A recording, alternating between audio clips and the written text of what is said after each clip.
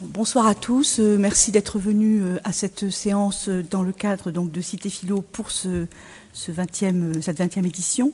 Nous avons souhaité recevoir ce soir Madame Sophie Guérard de la Tour pour un ouvrage qui est paru en 2009. Bon, malheureusement, je ne l'ai pas vu sur la table, mais il y en a d'autres.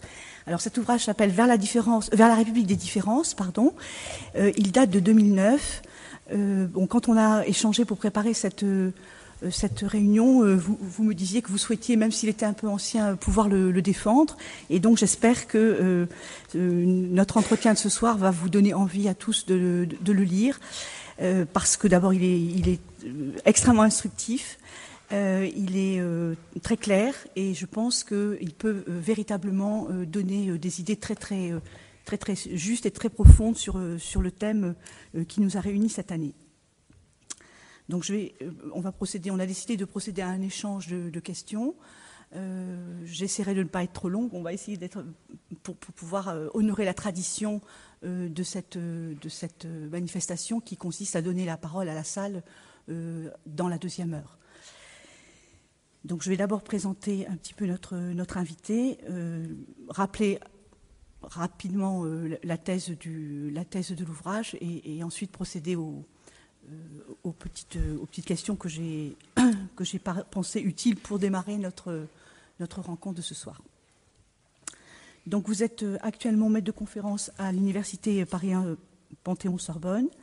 Vous enseignez la philosophie politique et vous êtes rattaché à l'Institut des sciences juridiques et philosophiques au Centre de philosophie contemporaine. Vous avez soutenu une thèse de doctorat en 2005 qui portait déjà sur la question multiculturelle, qui s'appelait « De la citoyenneté multiculturelle à la République des différences ». Et évidemment, le livre pour lequel vous êtes là ce soir, « Vers la République des différences », en est, sinon l'abstract, du moins la reprise, je pense. Hein, vous nous le direz. Je pense aussi qu'il est quand même utile de rappeler que dans ces années-là, enfin dans les années où vous avez fait votre thèse, vous avez aussi été rattaché à un programme européen qui vous a permis d'enseigner pendant une année au moins, si j'ai bien lu, à l'Université canadienne d'Ontario, et qui explique, à mon avis, en partie, votre intérêt et votre extrêmement précise connaissance des thèses canadiennes, et en particulier de Kim Lika, auquel vous consacrez le premier chapitre de votre ouvrage. Bon, sachant que pour nous républicains ou pour nous français, la tradition multiculturaliste, en effet, elle semble toujours plutôt être une tradition de l'autre côté de l'océan et être évidemment finalement, je dirais presque de manière un peu cavalière, une histoire de Canadiens, mais qu'au fond, même si nous avions quelques Bretons et quelques Corses à intégrer, au fond, le multiculturalisme n'était pas une affaire française. Bon, et en partant de ce débat-là et des auteurs canadiens, vous refaites une histoire justement du républicanisme français. L'ouvrage. Avant de revenir à l'ouvrage, justement, je voudrais signaler, puisqu'il n'est pas sur la table, que vous avez, malgré tout, depuis 2009, participé à d'autres travaux, en particulier en 2013, à un collectif qui s'appelle « Étant donné le pluralisme », qui est un ouvrage collectif avec Marc-Antoine Guillac, si j'ai bien lu.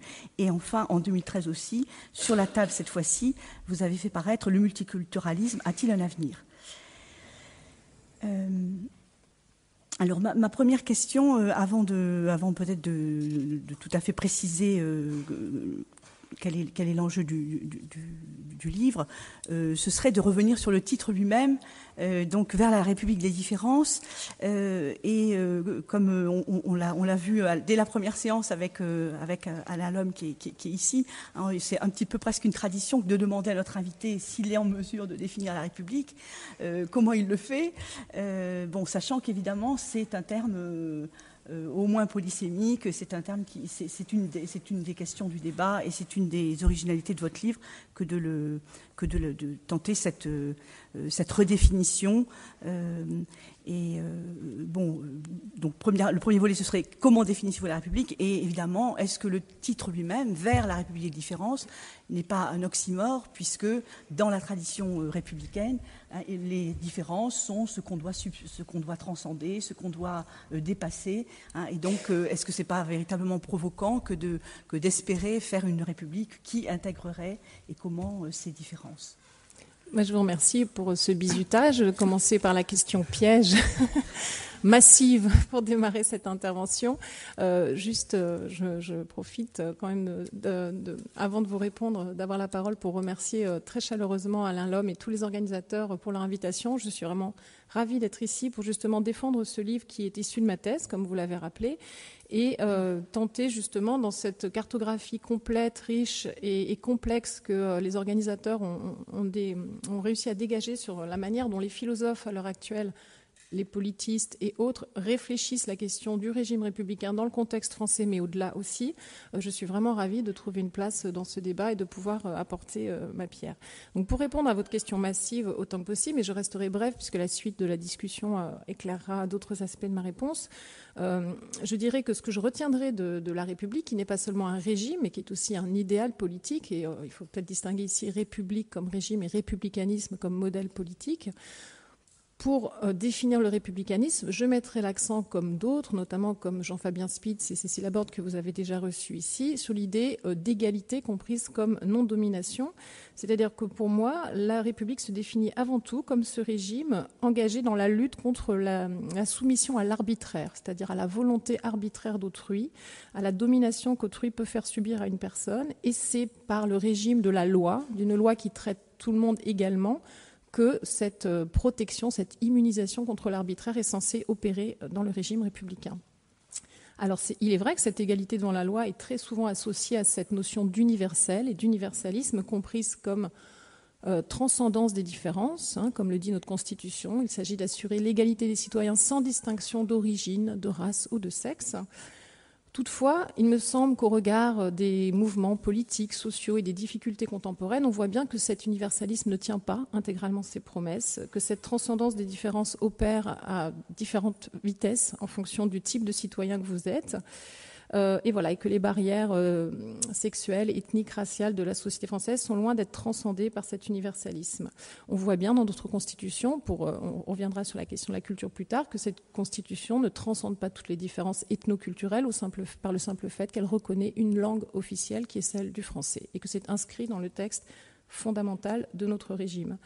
Voilà. Donc l'enjeu de ce livre, c'était justement de changer de regard sur la politisation des différences, c'est-à-dire le fait que certaines catégories de citoyens mettent en avant leurs différences identitaires dans une sorte de demande de reconnaissance. On parle de plus en plus de lutte pour la reconnaissance. Donc il s'agissait de voir dans quelle mesure cette politisation des différences, de ces différences négligées, méprisées, subalternes, ne remet pas en cause cet idéal égalitaire qui pour moi est au fondement du régime républicain, mais procède au contraire de l'idéal de justice qui est au cœur de ce régime. Voilà, donc je m'en tiendrai pour l'instant à cette réponse-là, puisqu'il s'agira justement, dans le détail de notre conversation, de voir comment cet universalisme peut passer d'une promesse abstraite et non tenue à quelque chose de plus effectif. Oui. Bon, justement, je voudrais revenir peut-être un petit peu à partir de cette thèse. Donc, si je vous entends bien, l'idée, au fond, est de pouvoir confronter, en effet, les thèses républicaines avec les thèses libérales et le modèle canadien, mais aussi américain, avec cette idée que, finalement, il ne s'agit pas simplement de faire s'affronter deux théories, les républicains contre les libéraux, mais de montrer que par la thèse républicaine, on peut faire émerger les limites de la thèse libérale. Et donc, par ce dépassement, parvenir justement à édifier une politique multiculturaliste qui explique justement, qui se révèle dans votre titre, vers la République des différences, c'est-à-dire que le modèle républicain permettrait de montrer les limites de la position libérale qui, par ailleurs, et pourtant, paraît être la mieux à même d'accueillir les différences. Hein, c'est dans cette tension entre les deux modèles que se fait l'originalité de votre livre. Donc, ça serait ma seconde question. Hein, au fond, vous partez du fait que les sociétés modernes, et peut-être vous reviendrez sur cette idée de société moderne, sont multiculturelles, que le multiculturalisme est bien un fait et qu'il s'agit de passer de ce fait social, d'une certaine façon, à la légitimation politique, ou passer de ce fait social du multiculturalisme à un multiculturalisme politique. Donc, peut-être pour être tout à fait pédagogue ou pédagogique, peut-être qu'il faudrait repartir de cette définition de la culture, les différents sens du mot culture, ce que vous faites assez précisément dans l'introduction, et de la définition même du multiculturalisme lui-même. Est-ce que vous pouvez revenir sur ces deux termes ? Oui, alors peut-être avant de définir la polysémie du terme culture et la manière dont ces débats sur le multiculturalisme la conceptualisent, je voulais effectivement revenir sur l'origine canadienne de cette réflexion. Il est vrai que lorsqu'on parle de multiculturalisme en France, on a tendance à s'en tenir au fait social, c'est-à-dire au fait que dans la société française, les gens sont issus de cultures différentes et généralement on entend par là de cultures ethniques différentes. Ils ont des origines ethniques différentes. Au Canada, l'intérêt, c'est que ce multiculturalisme, effectivement, n'est pas uniquement le constat d'une diversité sociale, c'est une politique qui a été menée par le Premier ministre Pierre Elliott Trudeau à partir de la fin des années 60, une politique nationale d'envergure qui constituait un projet de construction de l'identité nationale sur la reconnaissance de la valeur, de la richesse, de la diversité ethnoculturelle au sein du Canada. Diversité ethnoculturelle qui tenait bien évidemment à la diversité des peuples fondateurs, les peuples premiers, les Indiens du Canada, les Inuits et aussi les francophones, mais bien évidemment toutes les vagues d'immigration qui ont constitué la population canadienne. Donc le projet politique de Trudeau, c'était de dire que le Canada devait se définir comme une nation mosaïque, fière de cette diversité, tellement fière qu'elle en a fait un principe constitutionnel, puisque le Canada est la seule démocratie contemporaine à reconnaître le multiculturalisme comme un principe constitutionnel. Ça se traduit très concrètement par un article qui est l'article 27 dans la Charte des libertés, qui est le bloc constitutionnel du texte canadien. Cet article 27 dit que les libertés fondamentales des citoyens, notamment la liberté de conscience, la liberté religieuse, doivent être interprétées en tenant compte de la diversité culturelle de la population. Ce qui aboutit à parfois aménager la règle de droit lorsqu'elle est trop générale et qu'elle ne permet pas à certains groupes minoritaires, en raison de leurs différences, de respecter certaines prescriptions cultuelles ou certaines obligations de conscience. Donc ça a conduit à cette pratique qui a fait beaucoup polémique en 2007, notamment dans la province du Québec, qui est la pratique dite des accommodements raisonnables. Les accommodements raisonnables, c'est donc cette obligation qui est faite aux juges dans l'interprétation des libertés fondamentales, donc de la Charte des libertés canadiennes, de tenir compte de cet élément de la diversité, parce que la diversité est reconnue constitutionnellement comme un facteur de richesse pour la population canadienne. D'où cette image symbolique de la nation mosaïque qui ne se vit plus comme un melting pot, comme un creuset au sein duquel les différences sont censées se fondre les unes dans les autres, mais au contraire comme une nation qui est fière de cette diversité et qui entend l'afficher. Donc c'est une politique publique qui a des effets sociétaux majeurs. On observe par exemple chez les immigrés canadiens des taux d'attachement à la nation canadienne beaucoup plus forts que dans d'autres pays d'immigration, ce qui montre bien et ce qui va à l'encontre de notre sens commun français que reconnaître les différences, accueillir des immigrés en leur disant vous n'avez pas à vous assimiler, vous devez vous intégrer bien évidemment aux institutions sociales et politiques, travailler, respecter vos devoirs de citoyen, mais vous n'avez pas à supprimer toutes vos différences culturelles. Vous pouvez d'une certaine manière continuer d'en être fier. Accueillir les gens comme ça a des effets sociétaux très nets qui ne sont pas du tout des effets de division sociale, de repli communautariste, mais au contraire des effets qui se traduisent par une adhésion, parfois plus forte que dans d'autres pays, à la nation d'accueil. Donc voilà, ce qui m'a intéressé dans la politique canadienne, c'était cet aspect-là, le fait qu'on s'en tienne, qu'il y ait une gestion politique respectueuse des différences. Et effectivement, on peut se demander si ça ne concerne pas que les Canadiens, sauf qu'il y a des théoriciens, des philosophes qui s'inscrivent dans la tradition du libéralisme politique, celui de John Rawls, notamment ce philosophe canadien Will Kymlicka, qui en ont fait une justification philosophique en montrant qu'il y avait un projet de justice qu'on pouvait dégager de ce type de politique-là, qu'il appelle, lui, la citoyenneté multiculturelle. Alors c'est là que j'en viens à quelques précisions terminologiques sur ce thème, effectivement, fourre-tout, extrêmement large, qu'est la culture.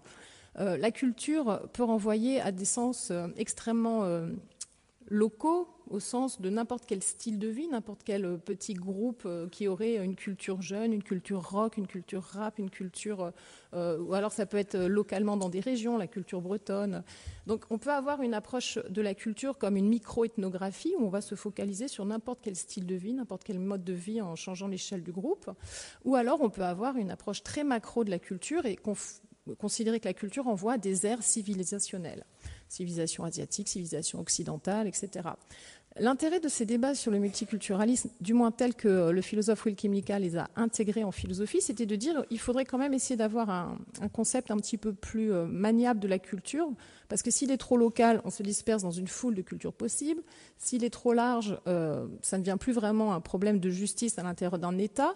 Donc essayons de trouver un concept intermédiaire, et c'est comme ça qu'il en vient à s'intéresser aux minorités ethnoculturelles, c'est-à-dire, il renvoie à 3 types de groupes en général.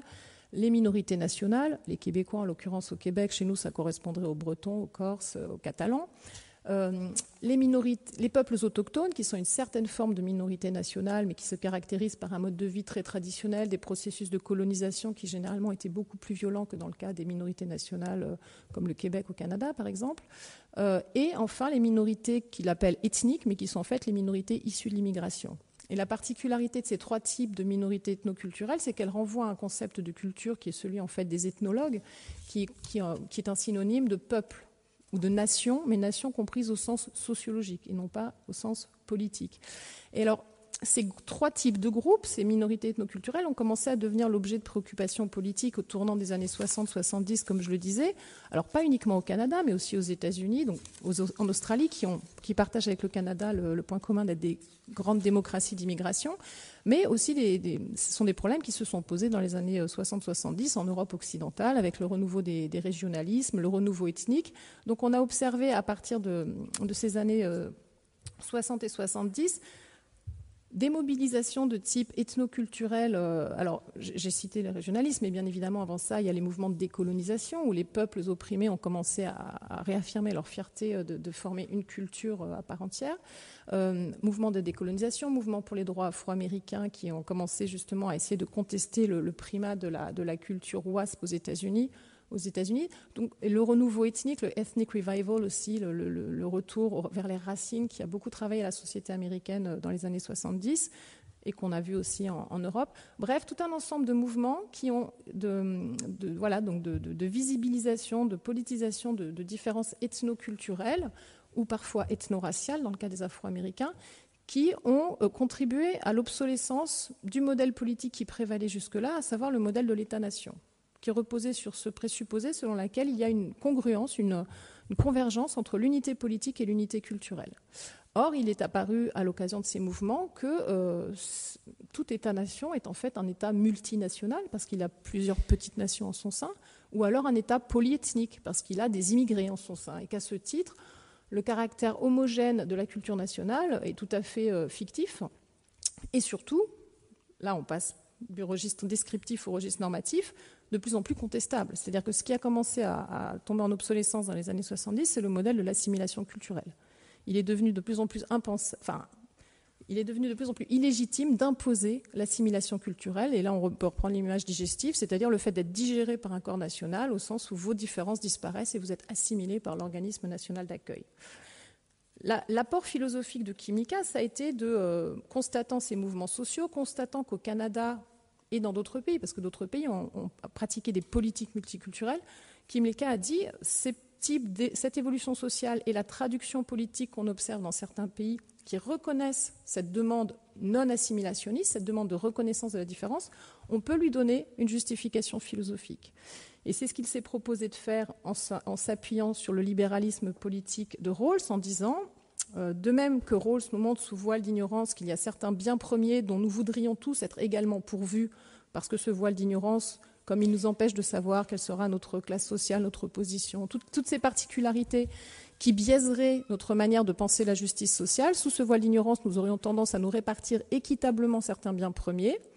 Kimlicka considère que sous ce voile d'ignorance, nous aurions tendance aussi à refuser l'assimilation culturelle, c'est-à-dire ne sachant pas si nous appartiendrions dans la société réelle à la majorité ou à la minorité, nous voudrions vivre dans une société qui nous donne les droits de résister à l'assimilation culturelle au cas où nous serions membres de la minorité, parce que la culture, notre culture de socialisation, notre culture d'origine est un bien social premier, le concept est de Rawls, que nous pouvons légitimement demander de préserver. Alors ça ne veut pas dire qu'on ne peut pas s'assimiler, on voit bien, les gens changent de culture, il y a des évolutions, des migrations. L'assimilation est un fait qu'on observe, mais Kimlicka dit ce n'est pas parce que les gens peuvent s'assimiler qu'il est légitime de s'assimiler.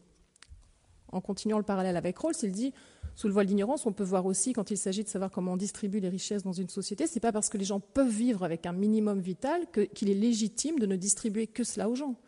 Sous voile d'ignorance, le principe de justice que les membres d'une société adopteraient, c'est un principe de différence qui, pour Rawls, considère que les inégalités sociales ne sont acceptables que tant qu'elles profitent aux plus défavorisés. Donc, en suivant ce même type de raisonnement, on peut dire que sous voile d'ignorance, on n'accepterait pas le fait d'être obligé de s'assimiler culturellement. On accepterait juste une forme d'intégration politique respectueuse de nos différences. Pour autant, évidemment, que ces différences sont compatibles avec l'intégration politique. Donc c'est sur la base de ce type de justification philosophique qui s'inscrit dans cette procédure rawlsienne du voile d'ignorance que Kimlicka, on vient à dire, il est légitime de protéger les minorités culturelles de l'assimilation. C'est quelque chose qui est un enjeu de justice. Voilà, donc c'était... Sur la base de ce raisonnement, je pense qu'on peut justement sortir de l'argument du localisme ou du provincialisme qui verrait le multiculturalisme comme une exception canadienne, comme une curiosité qui n'intéresserait que nos voisins canadiens. Il y a là un projet philosophique. Comment vivre ensemble tout en étant égaux et différents? C'est une question qui se pose à toutes les démocraties multiculturelles. Et il me semble que là, dans la voie théorique ouverte par Kimlicka, nous avons des éléments de discussion tout à fait intéressants. Bon, je vais peut-être revenir sur le plan lui-même de l'ouvrage, puisque donc en effet toute la première partie porte sur la discussion libérale du multiculturalisme et bon, il est largement consacré justement à Kimlicka. Bon, j'aurais bien aimé que vous disiez un petit mot justement de l'exemple du sikh qui peut demander légitimement à ne pas porter le casque, oui, et qui finalement, et en cela on voit bien qu'il n'y a pas du tout un affaiblissement du lien communautaire, mais que d'autres peuvent profiter de cette différence pour eux aussi dire leur préférence de ne pas le porter parce que c'est gênant ou parce que et donc finalement en faisant droit à une différence eh bien en effet on réalise, ça permet de réaliser qu'une société et qu'une république peut-être c'est un ensemble de minorités et qu'on est toujours la minorité de quelqu'un ou que peut-être c'est toujours un agrégat de minorité et qu'il y a une illusion à penser qu'il y aurait un groupe majoritaire qui aurait d'emblée le droit d'assimiler les minoritaires.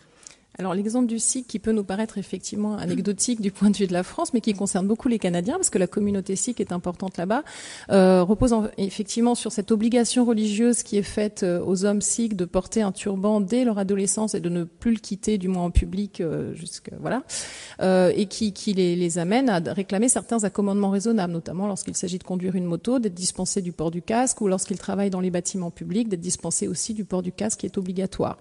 Alors ça peut paraître anecdotique, mais ça pose des problèmes de coût, parce que quand on ne porte pas le casque, on coûte à la société lorsqu'on a des accidents et que la sécurité sociale doit vous prendre en charge. Il en va de même pour les accidents du travail dans les chantiers de bâtiments publics. Donc, pour les libéraux anglo-saxons qui raisonnent toujours à ces questions de justice distributive, il s'agit de savoir, en gros, si la demande des sikhs d'être exemptés de la loi commune qui demande à tout le monde de porter un casque dans les situations de risque, est-ce que cette demande d'exemption est légitime? Alors, ça a suscité beaucoup de débats. La position de Kimlicka, c'est de dire qu'elle l'est justement parce que la différence culturelle véhicule une forme de valeur morale qui fait que le sikh n'a pas à effacer cette différence et que dans son cas, l'exemption juridique n'est pas ce qu'il appelle un goût dispendieux. C'est pas c'est pas quelque chose qui va coûter cher à la société et qu'il s'autorise parce qu'il aurait des goûts luxueux, ce qui peut être le cas d'une personne qui dirait qu'il voudrait aussi avoir plus de subventions pour financer des goûts de luxe parce qu'il préférait par exemple aller à l'opéra que d'écouter de la musique gratuite. Donc pour Kymlicka, il faut faire une différence entre ceux qui réclament des exemptions par simple préférence, préférences qui peuvent être et qui doivent être adaptées si nous voulons distribuer les ressources et les richesses d'un pays de manière équitable entre nous. En revanche, donc une différence entre ces préférences subjectives et ces obligations culturelles ou ces croyances culturelles qui, pour lui, véhiculent une charge plus importante. Et sur cet exemple des SIC, ce qui est intéressant aussi, c'est de voir qu'à travers ces exemptions, on n'est pas uniquement en train de traiter l'individu, on est aussi en train de participer à cette évolution de la représentation du nous, de l'identité nationale. Au cas où vous ne le sauriez pas, le ministre de la Défense actuel canadien est sikh et il s'affiche dans toutes les images officielles avec son turban traditionnel. Et pour les théoriciens du multiculturalisme, notamment pour Bhikkhu Parekh, qui est un lord britannique qui a aussi beaucoup défendu ces politiques-là, le fait qu'on autorise les infirmières, les pompiers, les hommes politiques à porter des signes culturels différents est extrêmement important justement pour montrer qu'on intègre politiquement des gens issus de cultures différentes et que cette diversité-là est plus une richesse que quelque chose qu'il faudrait déplorer. Alors, est-ce que vous pourriez, pour le coup, du coup, resituer le débat qui s'est quand même néanmoins noué entre les communautariens et les libéraux, et justement revenir sur l'accusation, parce que ça pourrait être ça finalement le point faible de la thèse libérale, selon laquelle justement la société ne peut pas être un agrégat simplement d'individus qui ont des préférences, et que pour parvenir à former une société, il faut plus que des individus atomisés. Et donc, est-ce que vous pouvez un petit peu resituer ce débat entre les finalités des communautariens, qui seraient finalement plus proches des républicains français, et des libéraux, et justement en venir à cette limite, puisque c'était un peu ça que vous annonciez dès votre premier chapitre, la limite de la thèse libérale. Alors, le débat entre libéraux et communautariens, qui a beaucoup agité les philosophes dans les années 80, en fait, partait d'une critique de la théorie de la justice de John Rawls, et donc s'ancrer dans une réflexion sur la nature du jugement moral. Comme je l'ai rappelé rapidement, Rawls envisage ce jugement moral, donc ce sens de la justice, sous la forme fictive de cette procédure du voile d'ignorance. C'est une manière d'imaginer. Il imagine une expérience de pensée qui nous permet de voir comment nous sommes conduits à un jugement équitable. Pour être conduit à un jugement équitable, c'est très simple. Il suffit d'imaginer que nous choisirions les principes de justice sans savoir qui nous serons dans la société réelle. Donc nous ne pourrons pas tailler les principes de justice sur mesure pour nos propres intérêts. Donc ce voile d'ignorance nous rend impartiaux. Les communautariens, notamment Michael Sandel, ont contesté cette vision du jugement moral en montrant qu'elle aboutissait à une vision complètement fantomatique de la subjectivité. Sandel parle d'un soi désencombré, et ils ont insisté, par opposition aux libéraux rawlsiens qui eux mettaient en avant la capacité du sujet à s'extraire de son contexte pour raisonner moralement. Par opposition à cela, les communautariens ont mis l'accent sur l'importance des valeurs partagées, des représentations culturelles, du contexte dans lequel un individu est socialisé, l'importance de ce contexte-là, de cette communauté-là, pour arriver à formuler des jugements moraux et à percevoir la différence entre le juste, l'injuste, le bien, le mal, et surtout pour savoir comment guider notre existence. Donc c'était vraiment un débat autour de cette question du jugement moral. Et eu égard à ce débat, la position d'un multiculturaliste comme Kymlicka, qui se revendique de Rawls, qui est un libéral, mais au sens de libéral politique, ce n'est pas un libéral économique, c'est un libéral rawlsien, c'est une distinction qui, généralement, en France, tend à être négligée, donc c'est pour ça que je la souligne. Mais Kymlicka, lui, justement, a cherché à dépasser cette opposition un petit peu, qui était devenue un peu schématique à un moment entre libéraux et communautariens, en montrant que les libéraux ne négligent pas le contexte dans lequel un individu est socialisé, le contexte culturel notamment, et il cite dans la tradition libérale, notamment chez John Stuart Mill, des libéraux qui ont insisté sur l'importance d'appartenir à un contexte national pour exercer collectivement sa liberté. Donc Kymlicka montre que les libéraux n'ont pas négligé dans la formation de la subjectivité le rôle de la culture et du contexte de socialisation, mais qu'ils insistent juste sur notre possibilité de mettre à distance ces références culturelles. Donc lui, le travail qu'il a fait, c'était justement de remettre en avant cette dimension, les conditions culturelles d'exercice de la liberté, et il l'a fait à travers un argument qui est celui du contexte de choix. Ce que dit Kymlicka, c'est qu'en gros, la culture d'origine a une valeur morale parce qu'elle offre un contexte de choix à l'individu. C'est-à-dire que sans cette valeur, sans cette culture, notre liberté serait d'une certaine manière hors sol, elle n'aurait plus de repères, elle ne pourrait plus s'exercer. Donc il accepte une partie de l'approche communautarienne, si vous voulez, en disant il faut un contexte de socialisation, il faut un contexte culturel pour que, le terme est anglais, vous m'excuserez, pour que nos options fassent sens, que je sache entre quoi et quoi je peux choisir. Mais Kymlicka reste libéral parce que ce contexte culturel n'est qu'un contexte de choix. Il est ce qui rend possible la liberté, il est ce qui conditionne la liberté, mais il ne se substitue pas à la liberté, il ne détermine pas la liberté. Donc pour Kymlicka, s'il est important de laisser les individus préserver leur contexte de choix culturel, s'il est important de les prémunir contre l'assimilation, c'est parce que la liberté, le principe de liberté exige cela. Pour être libre, nous avons besoin de références culturelles. Et une assimilation, à ce titre-là, est liberticide. Donc voilà, c'est un argument instrumental dans la mesure où ça ne fait pas dépendre le respect de la diversité culturelle de la valeur intrinsèque de chaque culture. À ce titre-là, Kymlicka et la plupart des multiculturalistes ne défendent jamais l'égale valeur des cultures, comme si les cultures étaient des agents collectifs qui seraient dotés eux-mêmes d'une dignité intrinsèque. Non, il ne s'agit pas de dire que chaque culture a une valeur intrinsèque. Une culture a une valeur instrumentale, c'est-à-dire pour autant qu'elle est un moyen pour ses membres d'agir librement. Donc c'est dans ce sens-là qu'il essaye de dépasser l'opposition libéraux-communautarien, tout en restant un libéral. Il dit qu'il ne s'agit pas de préserver les cultures et de protéger les cultures si cette préservation empêche l'individu d'être libre. Donc on ne pourra pas, par exemple, accepter, au nom des droits culturels, qu'un groupe culturel opprime ses membres, refuse la liberté de conscience, consacre une inégalité entre les sexes de manière flagrante. Ce type de demande-là serait illégitime parce que ce type de demandes-là sont contradictoires avec l'exercice de la liberté. Mais quand la préservation de la culture est ce qui rend possible l'exercice de la liberté, à ce titre-là, cette préservation de la culture est légitime. Elle est même exigée par la justice démocratique.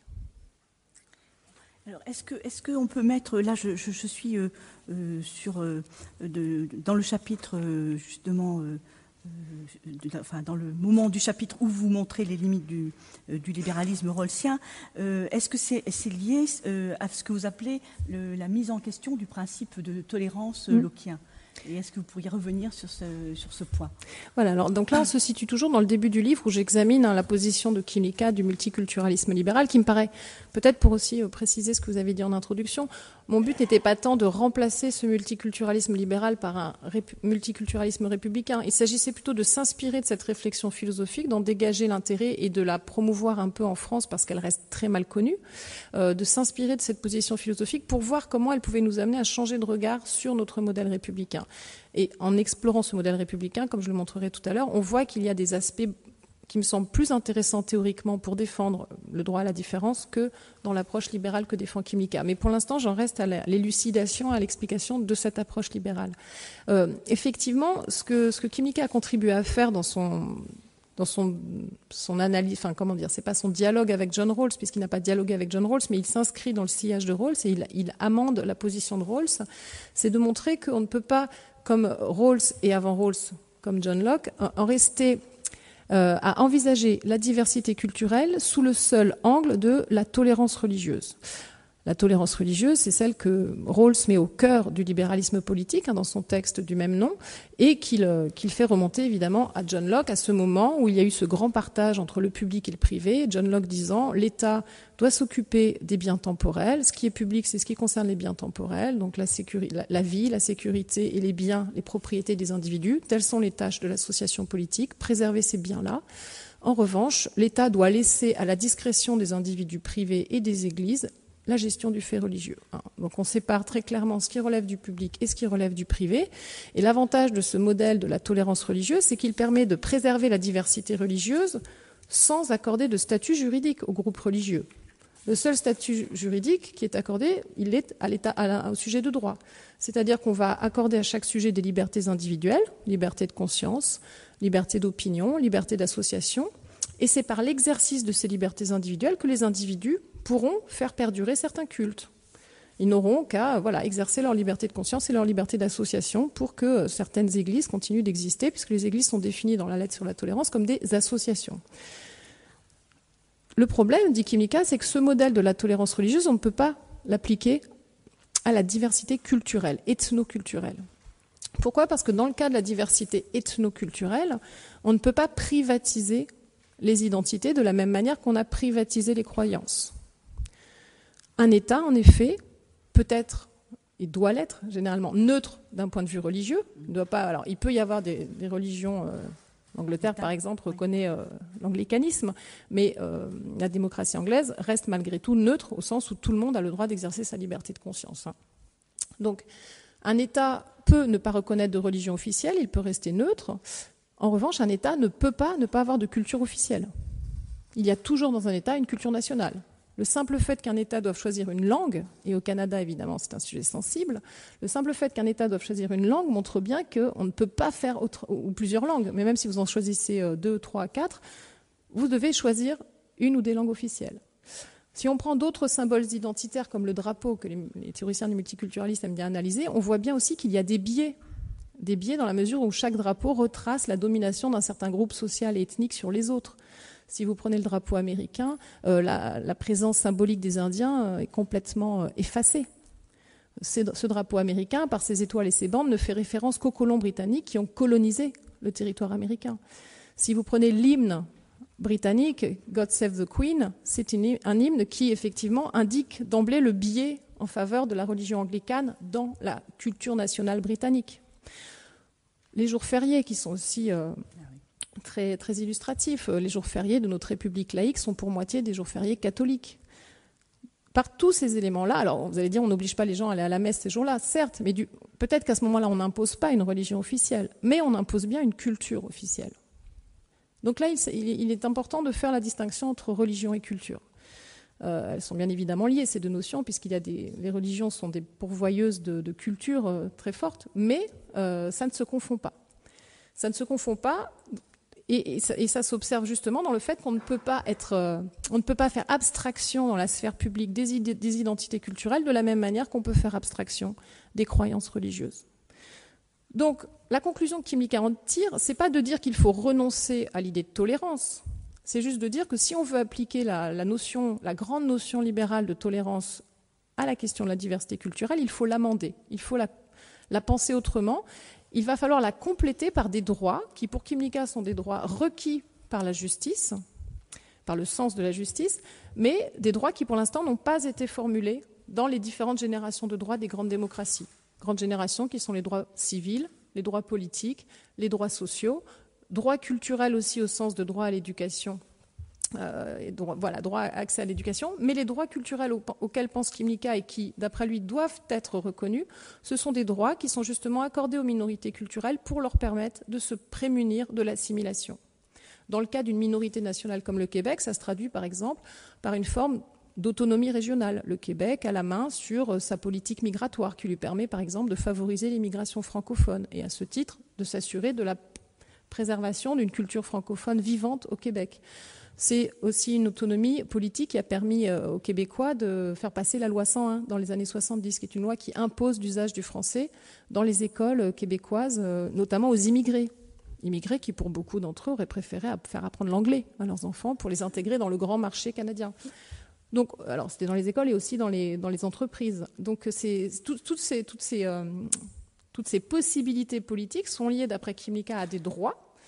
Les accommodements raisonnables sont aussi des droits auxquels il pense et qu'il met sous le chapeau de droits culturels, c'est-à-dire que ce sont des pouvoirs spécifiques que l'on donne aux membres des minorités culturelles, pour leur permettre justement de ne pas de résister à l'assimilation. Et ça dessine donc un nouveau visage de la tolérance. C'est plus une tolérance par abstention, ce qui était le cas de la tolérance religieuse. La tolérance par abstention, c'est quand l'État dit « je reste neutre, chacun croit ce qu'il veut, et chacun utilise ses libertés privées pour agir, vivre selon ses croyances ». Donc c'est une tolérance par abstention. L'État n'intervient pas. Alors que dans le cas de la tolérance multiculturelle, il faut au contraire que l'État intervienne en donnant aux groupes, aux cultures minoritaires qui sont des cultures en risque, enfin en situation de risque d'être assimilées, donc en donnant à ces cultures des droits spécifiques qui leur permettent de se protéger contre cette assimilation. Donc il ne s'agit pas de renoncer au modèle de la tolérance, mais plutôt de l'amender. Oui. Je pense qu'on va venir à ce point justement en discutant le cas français, puisque votre deuxième chapitre donc, porte sur, donc, qui s'appelle Diversité, je ne voudrais pas le trahir, diversité ethnique et intégration nationale en France. Donc venir au cas français après justement cet exposé sur les libéraux. Et donc vous consacrez tout le deuxième chapitre finalement à l'explicitation de l'idéal type républicain. Mais vous montrez qu'il est lui aussi contrasté, c'est-à-dire que la position républicaine n'est pas du tout unifiée. Et en particulier, vous montrez l'opposition entre Dominique Schnapper, qui est la fille de Aron, et l'historien Noiriel, son prénom m'échappe là, Gérard Noiriel, qui a fait une histoire de l'immigration. Bon, et vous dites votre préférence tout de suite pour Noiriel. Bon, et ce qui pour moi qui était peut-être le plus familier, la thèse de Schnapper présente justement la nation comme, alors je cite, cette ambition de transcender par la citoyenneté les appartenances particulières, biologiques, historiques. Et donc au fond, elle définit une nation civique qui fait fi, ou qui arrive à non pas nier, mais dépasser les différences et qui finalement, d'une certaine façon, élève le citoyen, le rationalise même, puisqu'elle dit que finalement l'attachement à trop de particularités, c'est comme une passion, une mauvaise passion. Donc elle s'avère à la fois irrationaliste et elle considère la citoyenneté comme un pouvoir de transcender, de se dépasser soi-même. Et du coup, non pas de nier les différences, mais de créer un citoyen abstrait, d'une certaine façon. Alors je viendrai tout à l'heure sur Noiriel, mais est-ce que vous pourriez, est-ce que j'ai raison, est-ce que Schnapper est l'exemple même du républicain à la française, tel qu'on l'imagine, enfin en tout cas tel que moi je l'imaginais, je n'ai pas été surprise. Alors, juste 2 mots sur le choix de ces 2 auteurs auxquels effectivement, que j'ai privilégiés dans ce chapitre. Lorsque j'ai voulu confronter justement les théories philosophiques du multiculturalisme au contexte français, j'étais en peine de trouver des ressources théoriques fortes, parce qu'hormis le livre de Sylvie Mesure et d'Alain Renaud, Alter Ego, les paradoxes de l'identité démocratique, très peu de philosophes avaient lu les théoriciens philosophes, donc les libéraux canadiens ou américains qui travaillaient sur le multiculturalisme. Et généralement, les gens qui les connaissaient et qui les discutaient étaient des sociologues, des juristes et des historiens, mais pas les philosophes. Sans doute en raison d'un tropisme républicain qui faisait que leur attachement à l'universalisme les amenait à considérer que c'était vraiment des interlocuteurs non intéressants. Voilà, il n'y a pas de question pour exactement. Donc c'est vrai que ça m'a conduit, sans que je l'ai véritablement choisi, à une forme d'interdisciplinarité. Notamment parce que Schnapper, je suivais son séminaire à l'époque, discutait de ces auteurs, avait parfaitement lu Kimlicka et le travaillait.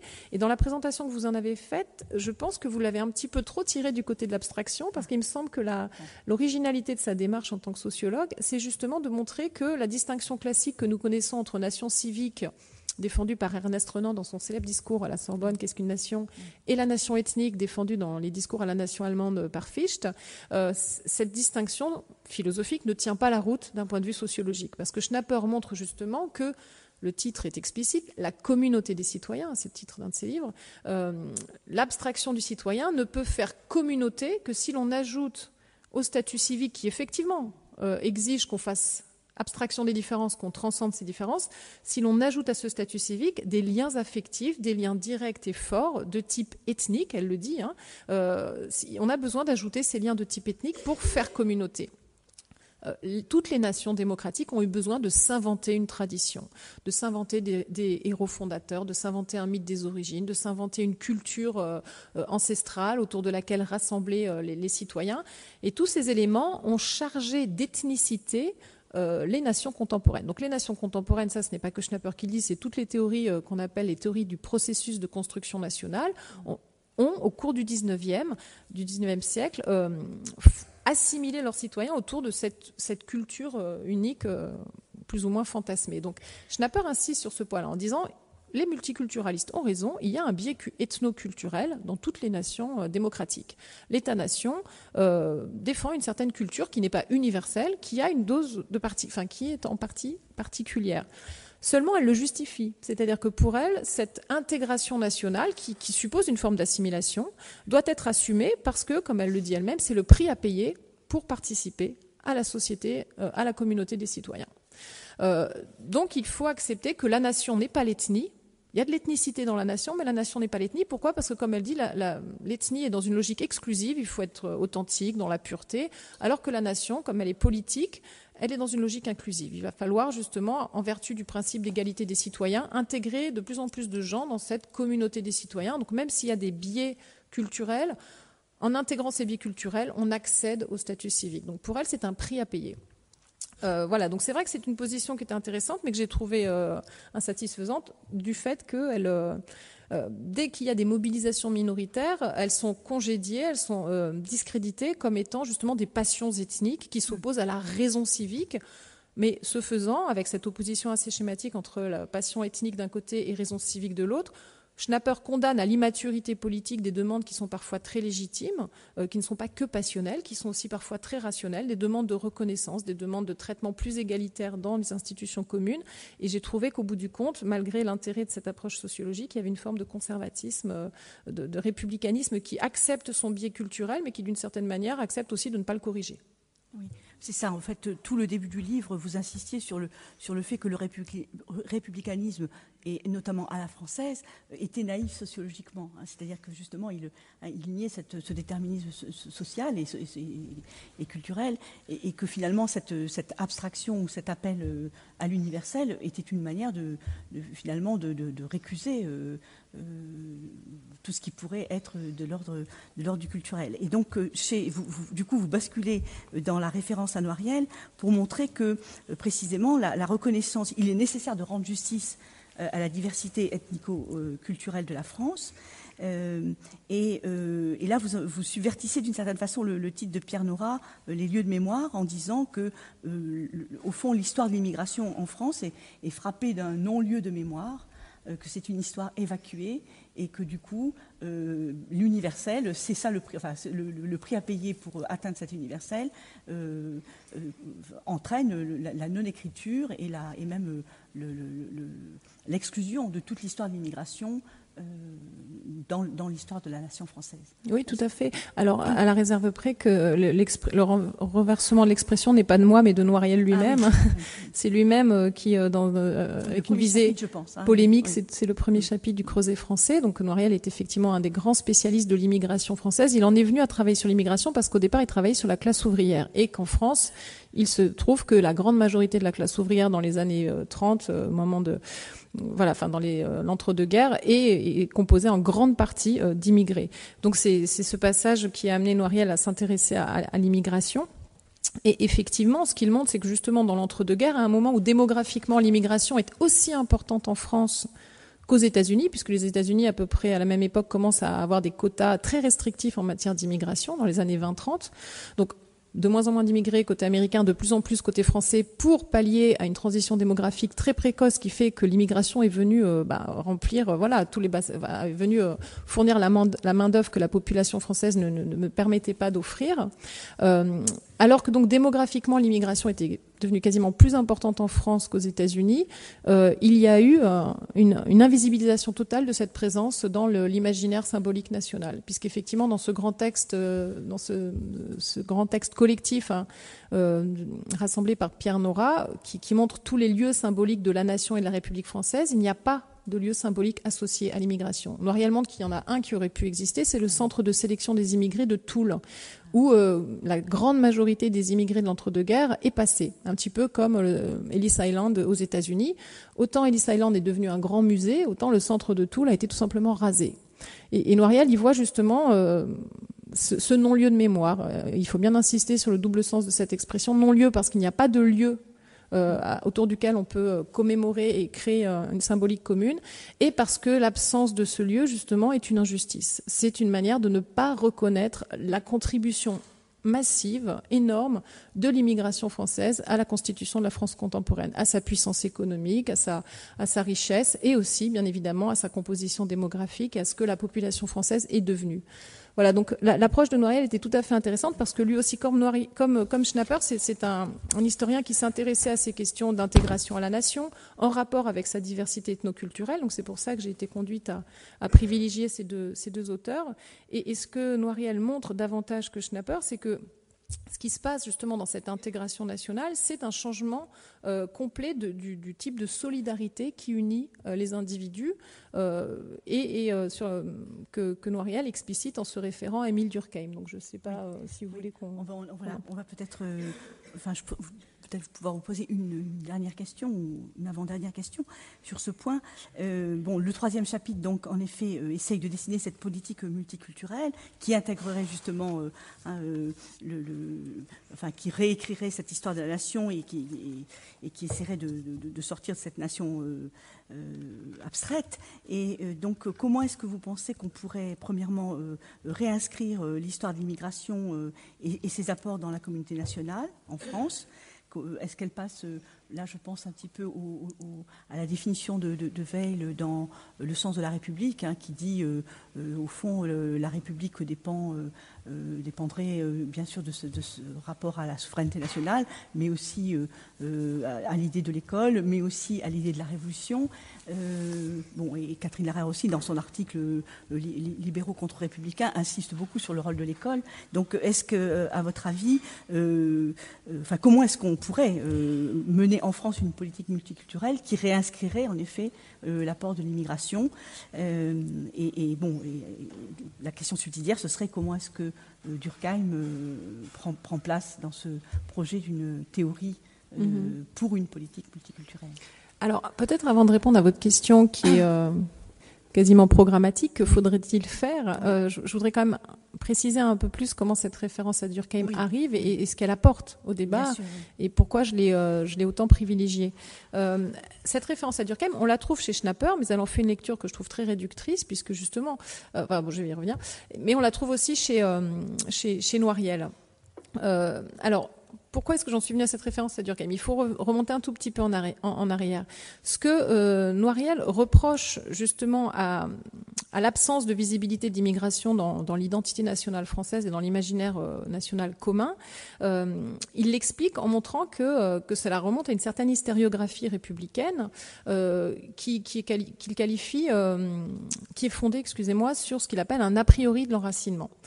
Donc, en remontant à Renan, qui pourtant est considéré comme le grand défenseur de la nation civique, Noiriel montre qu'à partir de Renan, on peut établir une généalogie de cet a priori, puisque déjà chez Renan, à l'idée qu'il faut faire un plébiscite de tous les jours pour se retrouver autour de ces valeurs communes républicaines, à cette idée-là, Renan ajoute aussi le fait qu'il faut cultiver un héritage commun. Donc Renan commence à insister sur les racines, le passé, les héros, la gloire nationale française comme ciment national. Après lui, Noiriel montre qu'un autre a continué de thématiser cette idée des racines françaises, c'est Paul Vidal de Lablache, qui est un grand géographe, et qui a été une personne qui a popularisé cette idée de la puissance assimilatrice de la terre française, en montrant comment, en dépit de la diversité de ses terroirs, la terre française est caractérisée par cette commune puissance assimilatrice qui fait que les gens, lorsqu'ils sont dans les terroirs français, finissent par se sentir français. Ce thème de l'enracinement, il en trouve un prolongement chez Fernand Braudel, dans ses grands textes sur l'identité de la France, où on retrouve cette idée où chez Fernand Braudel, ça prend la forme de l'accent mis sur le temps long, la longue durée, donc cet enracinement ancestral et profond dans certains lieux, dans certaines localités, qui chez Braudel continue cette thématique justement de l'enracinement des Français dans leurs terres, et qui aboutit chez Braudel, qui est pourtant un historien du contemporain, a complètement négligé le rôle de l'immigration dans la constitution de la France contemporaine, puisque Noiriel remarque que dans les tomes de l'identité de la France, je crois qu'il y en a 3. Peut-être le troisième était annoncé. Peut-être. Dans les 2 ou 3 tomes de l'identité de la France, il n'y a que 4 pages consacrées à l'immigration, alors que l'immigration est une composante fondamentale de la démographie française contemporaine. Donc, Noiriel, pour expliquer ce mystère, dit c'est parce que les historiens républicains français étaient tellement bloqués, ils parlent d'obstacles épistémologiques par cet a priori de l'enracinement, qu'ils ont considéré que les immigrés s'étaient tout simplement fondus dans des cadres culturels préétablis qui existaient déjà. De façon ancestrale. Or, si l'on observe la manière dont le lien social se met en place au tournant du 19e, 20e siècle, c'est-à-dire au moment où justement le lien social se nationalise, au moment où la Troisième République commence à intégrer l'ensemble des citoyens français dans une communauté nationale solidaire, ce que l'on observe, c'est que ce lien social change de nature. Et c'est Durkheim qui justement nous permet de comprendre ce changement de nature. Noiriel cite explicitement Durkheim pour montrer que lorsque la République se met en place, et notamment lorsque la République sociale se met en place, on change de solidarité, on passe d'une solidarité que Durkheim appelait mécanique pour les sociétés traditionnelles, c'est-à-dire une solidarité qui était fondée sur les traditions, le partage. Alors, Durkheim, lui, il parle de solidarité fondée sur les similitudes. Mais pourquoi les similitudes? Parce que dans les sociétés traditionnelles, les gens ont les mêmes ancêtres, les mêmes traditions, les mêmes coutumes, les mêmes valeurs, et que progressivement, lorsque le lien social se modernise, on passe à une solidarité que Durkheim qualifie d'organique, c'est-à-dire fondée sur les différences, sur la métaphore de l'organe. Un organisme est une unité où les différences au sein de cet organisme, du fait de leur interdépendance et de leur spécialisation, chacune remplit une fonction qui lui est propre, du fait de cette interdépendance, forment une unité de type organique. Pour Durkheim, dans les sociétés modernes, c'est ce qu'on observe. La division du travail social progresse, les gens commencent à avoir des fonctions de plus en plus différentes, ce qui les oblige, en se spécialisant, à devenir de plus en plus différents les uns des autres, donc à affirmer leur spécificité, leur personnalité. Et donc, voilà, on assiste à un processus effectivement d'individualisation, mais qui pour Durkheim n'est pas un processus d'atomisation. Parce que les gens, certes, affirment leurs différences, mais parce qu'ils contribuent à une division du travail social qui les rend interdépendants. Noiriel voit dans le passage de la République, au moment de la Troisième République, dans le passage à la République sociale, voit l'illustration historique de cette transformation que Durkheim cherchait à décrire. Pourquoi? Parce qu'à partir du moment, la République a mis en place des droits sociaux à la suite de la Grande Dépression, parce que pour la première fois, face à cette première grande crise industrielle, les ouvriers qui s'étaient massivement exilés dans les bassins de main-d'œuvre et qui s'étaient donc détachés de leur communauté rurale ne pouvaient plus compter sur les solidarités d'autrefois. Ce qui était le cas de la solidarité mécanique. Avant, on était, en cas de coup dur, protégé par sa famille, son clan, son village. À partir du moment où on est paupérisé dans des grands bassins urbains, il faut compter sur quelqu'un d'autre pour survivre, pour être protégé contre les aléas de la vie. Et c'est précisément à ce moment-là que la République, l'État, va se substituer aux anciennes solidarités locales. Donc, pour Noiriel, ce qu'il observe aussi du point de vue des rapports entre classe ouvrière et immigration, c'est que c'est précisément au moment où les droits sociaux se mettent en place au sein de la classe ouvrière, donc des formes de protection inédites, qu'un sentiment national commence à se développer. Parce qu'à ce moment-là, devenir français, ça devient très concret. Quand vous êtes français, vous avez la protection chômage, vous avez une certaine protection contre les accidents du travail, donc ça devient important d'être français. Et donc, Noiriel montre très bien comment l'intégration des classes populaires à la République s'est faite par ces nouveaux droits, ces droits sociaux. Et donc, il y voit, et ça concernait les ouvriers qu'on dirait de souche de nos jours, comme les ouvriers immigrés. C'est-à-dire que tout le monde avait cet intérêt à participer à cette nouvelle solidarité fondée sur l'État et sur les protections que l'État accordait aux individus. Donc, sur la base de cette nouvelle conception de la solidarité, il me semble que, donc voilà, c'est là que Durkheim entre en jeu, il me semble qu'on peut voir sous un angle différent ces questions des différences. Parce que la manière dont la différence est réinvestie dans les débats républicains à l'heure actuelle est de plus en plus ethnicisée, c'est-à-dire de plus en plus renvoyée à une sorte de culture française ancestrale, dont on ne sait jamais exactement trop bien à quoi elle renvoie, mais semble de cette manière-là revenir à une forme de solidarité mécanique. Nous aurions besoin d'origines communes, de traditions communes pour nous définir en tant que Français, alors que si l'on regarde la réalité de l'évolution sociale et du type de solidarité qui nous unit en tant que Français contemporains, ce qu'on observe, c'est que ce n'est pas du tout une solidarité qui nous oblige à effacer nos différences, mais qui, au contraire, repose sur nos différences. Alors, certes, les différences dont parlait Durkheim, c'était des différences fonctionnelles, ce n'étaient pas des différences culturelles au premier sens, enfin au sens où on l'a défini tout à l'heure, mais ce que montre Durkheim, c'est que comme dans les sociétés modernes, chaque individu doit déployer sa personnalité, doit de plus en plus être lui-même pour justement trouver sa place dans la division du travail social, il n'a pas justement à effacer ce qui lui permet d'avoir une approche spécifique de l'âge. Donc s'il a des origines culturelles qui lui permettent par exemple de travailler dans un certain domaine, il n'a pas à effacer ses origines culturelles, il n'a pas, c'est quelque chose qui ne menace pas le lien social. Donc mettre en avant ces différences, même si elles sont culturelles, mais ce ne sont pas des différences fonctionnelles, c'est pas quelque chose qui menace le lien social. Il y a des pages dans la division du travail social de Durkheim où Durkheim va même jusqu'à dire l'inverse. Il dit renvoyer systématiquement un individu à ses origines et l'empêcher, parce qu'on le renvoie à ses origines, d'accéder à certaines positions sociales. Là, c'est une mauvaise forme de division du travail social, parce que c'est quelque chose qui correspondait à l'ancienne forme de solidarité. Dans notre nouvelle forme de solidarité sociale, ce type de discrimination, même si le terme n'apparaît pas chez Durkheim, mais il en fait l'analyse, ce type de discrimination devient illégitime. Donc il me semble que dans cette manière de voir la solidarité sociale, que Noiriel dégage chez Durkheim, et qu'on peut conceptualiser d'un point de vue philosophique, on a des moyens d'envisager complètement à nouveau frais les rapports entre intégration politique et visibilité des différences.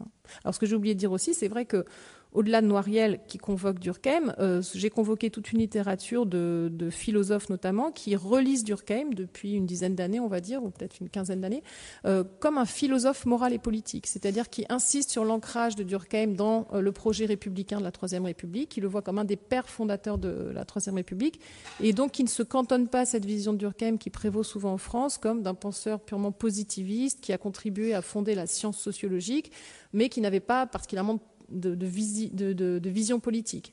Ces interprètes-là, au contraire, envisagent Durkheim comme un républicain, un théoricien du républicanisme, et c'est ce type d'interprétation de Durkheim que j'ai cherché à défendre justement dans mon troisième chapitre, qui est plus philosophique et un petit peu moins historique. Non, mais qui est justement, qui pour moi a été très instructif et que j'encourage pour le coup tous nos auditeurs à s'y reporter. Peut-être justement, est-ce que vous pourriez revenir sur justement le fait que, et d'ailleurs il le dit, au fond, l'atomisme rawlsien est insuffisant et donc on peut vraiment mettre Durkheim du côté des républicains puisque pour lui il y a un caractère constitutif de la dimension identitaire pour l'individu. On ne peut pas opposer l'individu et son identité culturelle et au contraire, c'est ce que vous venez de dire d'une certaine façon, mais en s'attachant à ces différences, l'individu s'attache aussi à la nation.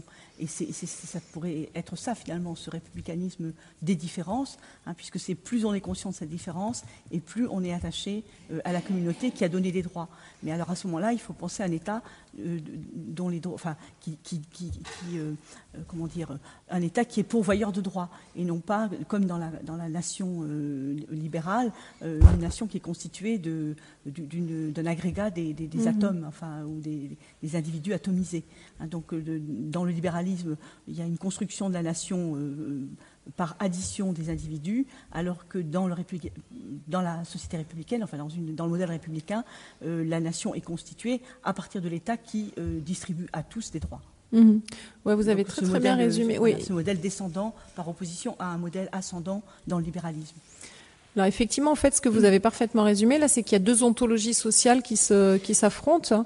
Et c'est pour ça que j'ai eu tendance, tout en reconnaissant les mérites du multiculturalisme libéral, à me déporter du côté d'une approche plus républicaine, parce que l'ontologie sociale des libéraux ne me satisfaisait pas.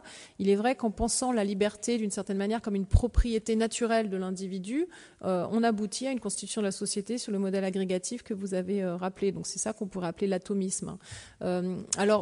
Alors que chez Durkheim, la valeur accordée à l'individu, et comme il le dit, la valeur de l'individu est une croyance sociale comme les autres. Dans son très beau texte que je vous engage à lire ou à relire, qui est l'individualisme et les intellectuels, où on voit justement la manière dont Durkheim réinterprète Kant.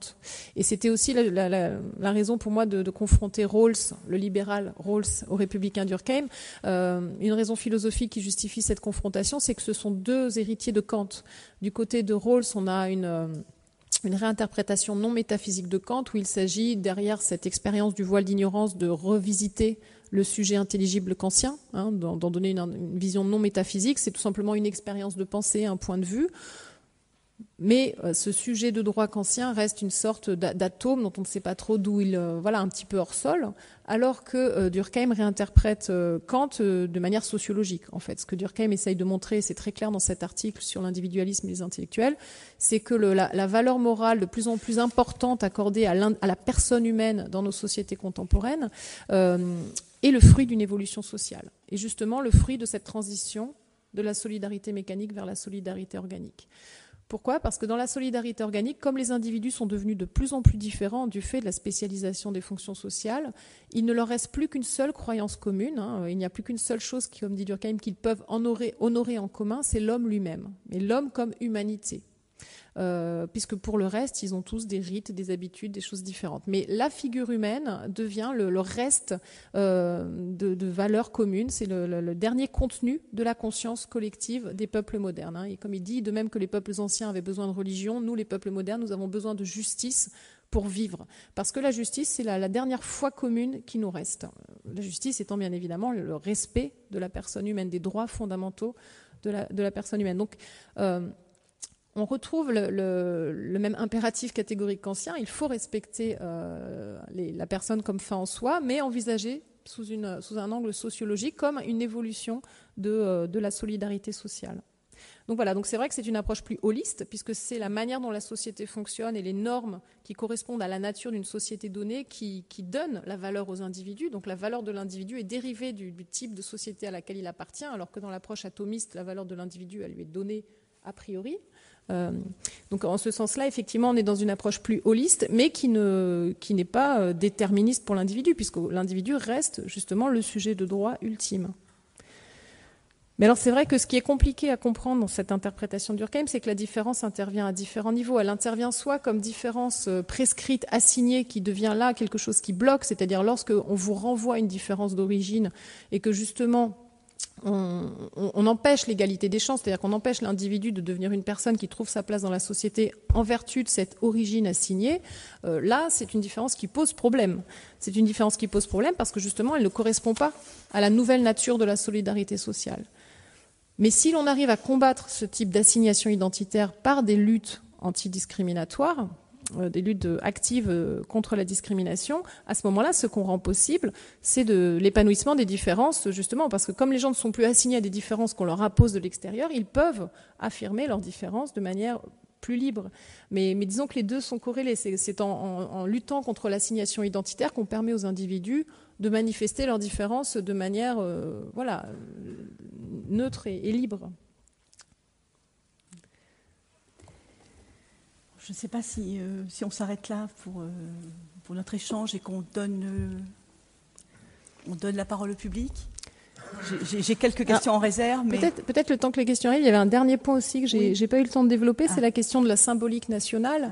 Ce que Durkheim montre très bien aussi dans son article sur l'individualisme et les intellectuels, c'est que ce culte de la personne qui est, comme je le disais, la dernière foi commune qui unit les nations démocratiques, il s'institutionnalise dans chaque nation démocratique au sein d'une culture nationale donnée.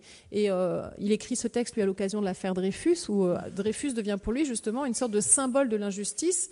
Et en se battant contre cette injustice, les Dreyfusards défendent l'âme de la nation. Donc c'est un très beau texte parce que Durkheim, en fait, se place sur le terrain des conservateurs, c'est-à-dire les conservateurs accusent les Dreyfusards d'être des anarchistes, des individualistes, parce qu'ils font passer les intérêts de ce petit capitaine Dreyfus avant la grandeur de la nation, puisque les Dreyfusards ont remis en cause l'autorité du tribunal militaire qui avait accusé Dreyfus de trahison. Donc bref, les conservateurs attaquaient les Dreyfusards en disant qu'au nom des droits de l'individu, d'une certaine manière, ils menaçaient l'unité de la nation et la grandeur de la France. Et Durkheim ne défend pas le capitaine Dreyfus, mais défend les Dreyfusards en disant non, ce ne sont pas des anarchistes, ce sont peut-être des individualistes, mais au bon sens du terme, parce que dans nos sociétés démocratiques, la seule chose qu'il nous reste à défendre, ce sont les droits de l'individu. Donc en défendant l'individu, ils défendent l'âme de la nation. Donc vous parlez de la grandeur de la nation, mais c'est vous qui êtes en train de la détruire. Pour défendre la nation, il faut au contraire prendre le parti de l'individu qui a été injustement accusé et donc dont les droits ont été bafoués. Et il insiste sur l'ancrage historique et culturel. Il montre qu'en France, justement, on a cet attachement, ce sont des intellectuels, c'est Zola qui a lancé la chose, ce sont des intellectuels qui se sont battus pour les droits de l'individu, parce qu'en France, on a cet attachement pour la liberté d'expression, la liberté d'intellectuel, et qui donc, il y a une coloration nationale il y a donc ce culte de l'individu, le fait qu'on défende avec autant de vigueur les droits de l'individu, est toujours coloré aussi par un ancrage national donné. Donc, et ça, c'est lié au fait que voilà, ce culte de l'individu arrive dans une symbolique nationale qui n'est pas universelle, qui est liée à une histoire, à un passé commun.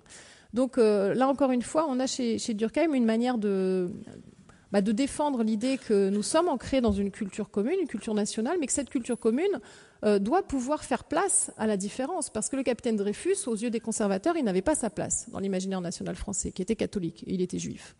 Durkheim, au contraire, en faisant de Dreyfus une sorte de martyr de la cause républicaine, donc d'icône de cet imaginaire national, veut intégrer un petit juif dans l'imaginaire national français. Donc renverser la logique des conservateurs. Et en faisant ça, il nous montre bien ce type de pluralisation de l'imaginaire national. Ça, c'est une thématique sur laquelle Cécile Laborde insiste souvent, et je la rejoins complètement là-dessus, lorsqu'elle dit que le nous républicain doit apprendre à se pluraliser, doit justement apprendre à arrêter d'assigner les gens à des différences qui généralement sont des manières de les renvoyer à leur statut de non national. On parle beaucoup des immigrés en France. On dit qu'il n'y a pas de présence de l'immigration. On en parle beaucoup, mais c'est généralement pour les renvoyer à leur statut d'étrangers. Cette distinction incroyable entre français de souche et français pas de souche est complètement anti-républicaine. Quand vous êtes républicain... Et Xème génération aussi. Et Xème, voilà, vous n'avez jamais fini d'être immigré quand vous avez une origine immigrée. Donc c'est une manière de renvoyer les gens à leur extériorité. Donc pointer la différence de cette manière-là, c'est bien évidemment révélateur d'un imaginaire national qui n'est pas inclusif, qui au contraire génère des effets d'exclusion très dommageable pour les individus. Alors qu'arriver à pluraliser l'imaginaire national sur le modèle de ce que Durkheim a fait au moment de l'affaire Dreyfus, c'est au contraire une manière de neutraliser ces assignations identitaires et de permettre aux individus d'être différents sans être stigmatisés. Il faudrait qu'un jour on arrive en France à être d'origine algérienne comme on est d'origine bretonne, sans que ça pose plus de problèmes. Et c'est cette neutralisation de la différence qui pour l'instant n'est pas possible en raison de processus d'extériorisation symbolique qui font qu'il y a encore une grande partie des citoyens français qui ne sont pas reconnus comme des Français à part entière. Merci. Ah oui, je vous l'accorde.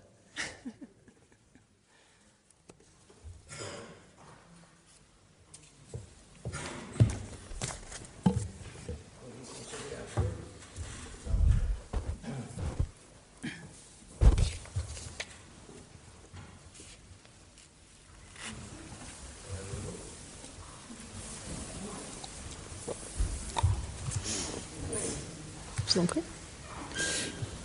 Je vous entends peut-être parler fort, on est dans un amphithéâtre. Vous concernez un peu, il faut savoir qu'il y a quand même un lieu de mémoire de l'immigration qui existe, il est dans le Nord. Je sais que quand on est à Paris et qu'on regarde la France, pour regarder le Nord, il faut se retourner. Bon, mais sachez qu'il existe, ça s'appelle le Jardin Mosaïque, dont le sous-titre est le Jardin des cultures, qui ont valorisé toutes les cultures d'immigration dans cette région. Et qu'il y a plus de 100 000 visiteurs par an dans ces jardins. Donc il y a quand même en France un lieu de mémoire de l'immigration. Il faudra dire à Pierre Nora de le rajouter dans son livre. Mais il a été édité à Paris, le livre. Alors. Simplement pour savoir où se trouve ce lieu. Il se trouve à Houplain-en-Couanne. J'ai pas entendu le nom. Et c'est un petit peu difficile à trouver, mais c'est à 15 km de Lille. Et c'est extrêmement intéressant et superbe. C'est un lieu superbe. Depuis maintenant une quinzaine d'années.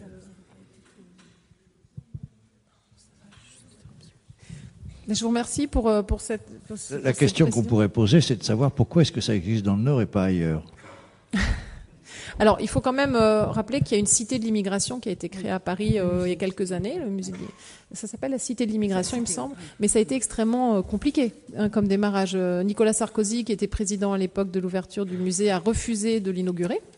Ce qui a suscité la démission d'une certaine partie des personnes du comité scientifique. Donc la chose n'est pas simple. Effectivement, vous avez raison de pointer le parisianisme, parce que c'est évidemment dans ces lieux hautement symboliques que les choses se passent. Et le fait que ces jardins, l'initiative Ces Jardins soit peu connue est aussi très révélatrice du fait qu'il y a des initiatives locales. Personnellement, je réside à Toulouse et la force de l'Occitanie, de la culture occitane est très présente. On ressent aussi cette invisibilisation. Donc elle concerne les cultures immigrées, mais elle concerne aussi les cultures régionales en partie.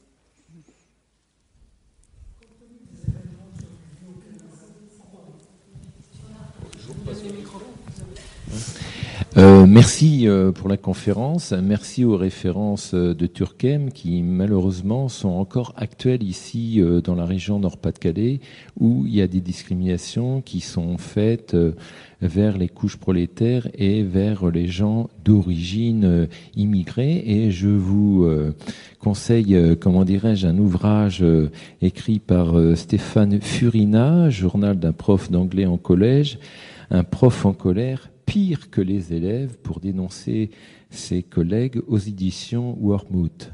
Voilà.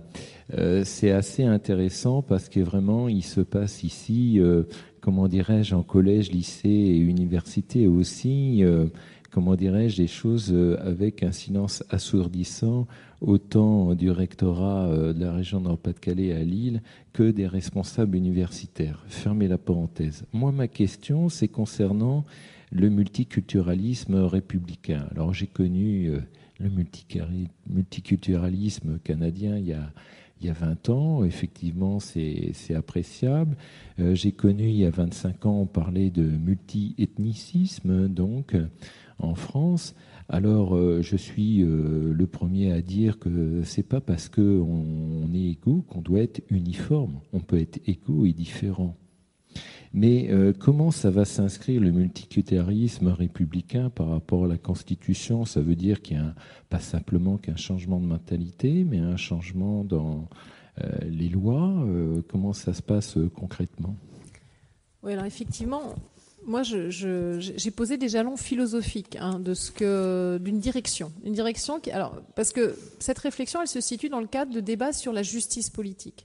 Il s'agit d'identifier quels sont les principes de justice politique et quelle est la meilleure manière de penser, de conceptualiser ces principes de justice. Donc c'est un niveau effectivement très méta, on pourrait dire, qui n'est pas directement au niveau de l'application institutionnelle de ces principes.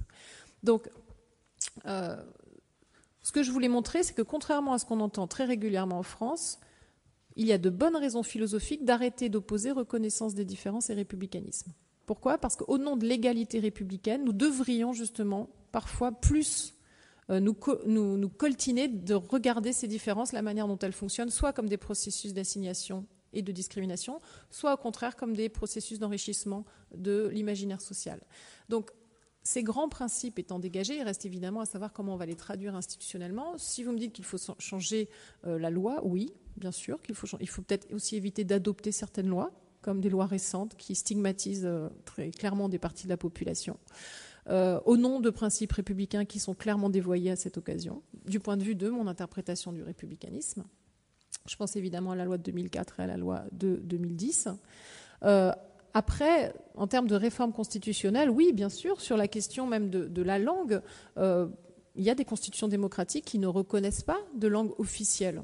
Nous avons inscrit le français dans notre Constitution. On pourrait, comme aux États-Unis, ne pas inscrire de langue officielle dans la Constitution, ce qui permettrait peut-être de ne pas avoir nécessairement un biais. On pourrait peut-être accorder plus de reconnaissance aux langues régionales qu'on ne le fait. Je vous rappelle que la France a toujours beaucoup de mal avec cette charte des langues régionales et minoritaires que le Conseil de l'Europe a votée à la fin des années 80.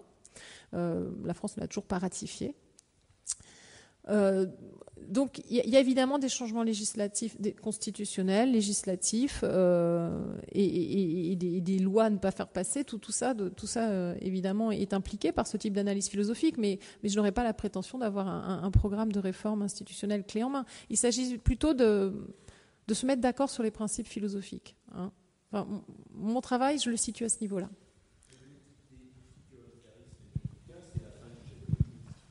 Oui, bien sûr, mais je pense qu'on peut s'en réjouir. Je ne vois pas pourquoi je ne me sens pas que le jacobinisme soit conceptuellement lié au républicanisme. Je pense qu'il est historiquement en France, c'est évident. Mais conceptuellement, dans toutes les traditions du républicanisme qui existent, il y a des grandes républiques. Les États-Unis, c'est une grande république, c'est un fédéralisme. Bonsoir. Compte tenu des événements qui se sont déroulés au Canada, est-ce que ça a modifié quelque chose? Est-ce qu'il y a eu une islamophobie comme en France ou pas? À quel événement faites-vous référence plus précisément? Il y a eu, au niveau du Parlement canadien, il y a eu un attentat, il y a eu des attentats. Oui, il y a eu effectivement, il y a eu un terroriste qui a tué un policier. Est-ce que ça a changé quelque chose? Est-ce que les Canadiens ont changé Non. ou pas? Non. Pas du tout. Alors, il faut savoir que le multiculturalisme est quand même très contesté dans une partie du Canada, qui est le Québec. Parce que, alors c'est vrai que je suis passée rapidement sur cet aspect-là, mais si vous voulez, le philosophe dont j'ai parlé, Will Kimlicka, lui, il est assez œcuménique, c'est-à-dire qu'il met sous la bannière multiculturalisme à la fois les politiques officielles du multiculturalisme nées par Ottawa et le fédéralisme qui permet aux Québécois d'avoir beaucoup d'autonomie. Sauf que quand vous regardez les politiques qu'Ottawa mène, les Québécois ne sont pas considérés comme un des volets des politiques multiculturelles. Ça, c'est la manière dont Kimlicka, lui, philosophiquement, intègre tout ça dans un concept englobant. La manière, au contraire, dont le multiculturalisme a été mis en place politiquement par Ottawa, c'était plutôt une façon de neutraliser le nationalisme québécois. Et c'est pour ça que les Québécois sont très méfiants à l'égard du multiculturalisme, qu'ils voient comme une espèce d'idéologie anglophone. Il y a même un nationaliste indépendantiste québécois qui s'appelle Mathieu Bock-Côté qui parle de religion du multiculturalisme que les anglophones voudraient imposer aux Québécois. Parce qu'en fait, effectivement, lorsque Trudeau a adopté cette politique multiculturaliste, c'était pour reconnaître l'État canadien comme un État bilingue, mais multiculturel, c'est-à-dire pas bilingue et biculturel. Il s'agissait de dire il n'y a pas deux cultures, il n'y a pas la culture francophone et anglophone. Certes, il y a deux langues, c'est un État où vous pouvez tout trouver en français et en anglais. Il y a deux langues, mais il y a une multitude de cultures, ce qui voulait dire pour les Québécois qu'ils étaient ravalés au rang d'un groupe immigré parmi les autres. Et ce qui pour eux était extrêmement insultant.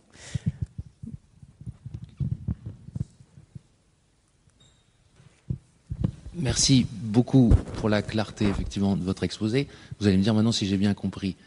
Vous dites que Kimlicka reconnaît donc des différences culturelles, qu'il les subordonne quand même au fait qu'un individu n'est pas soumis à l'autorité contre son gré d'un groupe. C'est bien ça ? Ok, bon, j'ai bien compris. C'est déjà mon point. Du coup, je voulais savoir comment ça s'inscrit, ça, dans la Constitution. Je reviens un peu sur la question. Là, ça m'intrigue. C'est-à-dire, donc, ces différences culturelles donc, sont reconnues. Elles sont bien subordonnées, du coup, à des valeurs. Ça revient à les subordonner à des valeurs, ce qu'on vient de dire. Et donc, est-ce que ça veut dire qu'ils ont mis dans la Constitution certaines valeurs, égalité homme-femme, liberté de critiquer, d'expression, de blasphème. Voilà. Est-ce qu'on est obligé de le mettre Alors, en fait, c'est déjà dans la Constitution, parce que ce que vous appelez des valeurs, ce sont des principes constitutionnels. D'accord. Le blasphème, c'est déduit de la liberté d'expression. Le droit de blasphémer vient de la liberté d'expression. Et comme c'est dans la Constitution, dans les chartes des libertés canadiennes, si quelqu'un, au nom des droits, si quelqu'un réclame un accommodement raisonnable pour interdire la publication d'un livre jugé blasphématoire, ça ne marchera pas. D'accord. Et comment les juristes font ensuite pour reconnaître une différence, qualifier quelque chose de différence culturelle ? Est-ce qu'ils ont mis des groupes et ils se sont dit tiens les Sikhs, ok, mais par contre, alors ça c'est vrai que comment ça pourrait du coup s'appliquer en France ? On va pas. Ça c'est un sein problème des musulmans, il y a c'est des courants, mais en veux-tu en voilà. Est-ce que, je sais pas, moi, est-ce que les homosexuels, c'est une différence culturelle ? Est-ce que les femmes, c'en est une ? Enfin, je vois pas bien, effectivement, comment concrètement... Non, mais c'est un problème extrêmement complexe d'interprétation juridique auquel sont confrontés les juges, mais ils le gèrent au quotidien. C'est-à-dire qu'ils sont pour ces questions-là, ils sont dans une balance entre... ils cherchent un équilibre entre des critères d'authenticité. Il s'agit de voir dans la manière dont un individu déclare qu'il veut, qu'il est attaché à une pratique culturelle, voir si c'est complètement inventé, improvisé, ou si s'il y a une forme d'authenticité là-dedans, qu'il combine aussi avec des éléments d'objectivité. Alors, sans devenir des experts de chaque culture, ils font appel à des anthropologues, à des ethnologues. Il y a eu un cas d'un... Ça peut être subjectif. Mais tout jugement de droit est subjectif, en fait. Ce que les théories du multiculturaliste essaient, il y a un très bon texte, si vous voulez le lire là-dessus, qui essaye d'examiner ces difficultés. C'est un texte d'une Canadienne qui s'appelle Abigail Eisenberg et qui s'appelle Les raisons de l'identité, où elle essaye de voir justement comment on peut établir des critères pour aider les juges, justement, à prendre des décisions. Mais ce qu'elle montre, c'est que si on ne fait pas ce travail pour aider les juges, ils vont prendre des décisions de toute façon. Alors on pourrait dire qu'il ne pourrait pas y avoir de politique d'accommodement, mais au Canada, ça existe. On demande aux juges d'accommoder. Donc il faut qu'ils prennent ces décisions, et l'idée, c'est de les aider à avoir un maximum d'outils pour prendre des décisions les plus justes. Mais il y a bien évidemment une part d'arbitraire individuel. Oui, du coup, philosophiquement, je me demande... C'est peut-être la question, si je peux me permettre. Je crois que c'est la question de la non-domination, finalement. C'est-à-dire que l'idée que l'universalisme serait plus facile pour organiser un État, implique automatiquement qu'il y a la domination du groupe majoritaire sur les groupes minoritaires.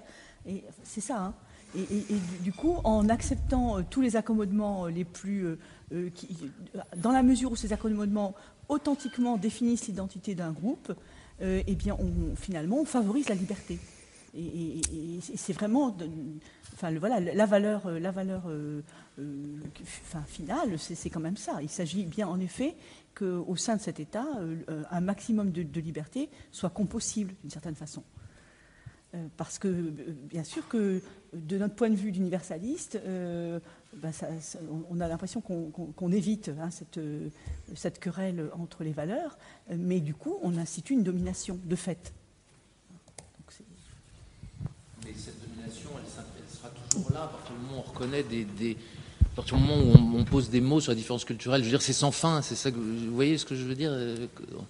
On s'arrête quand, quoi? Ne pas être dominant dans le fait de définir un groupe culturel par rapport à un autre. Le sikh, il pourra toujours dire, ah oui, moi je suis sikh, je sais pas, je connais pas les sikhs, mais vous voyez, il y a un autre sikh qui pourra dire, mais non, moi ce que je demande c'est autre chose. Enfin, vous voyez la difficulté philosophiquement.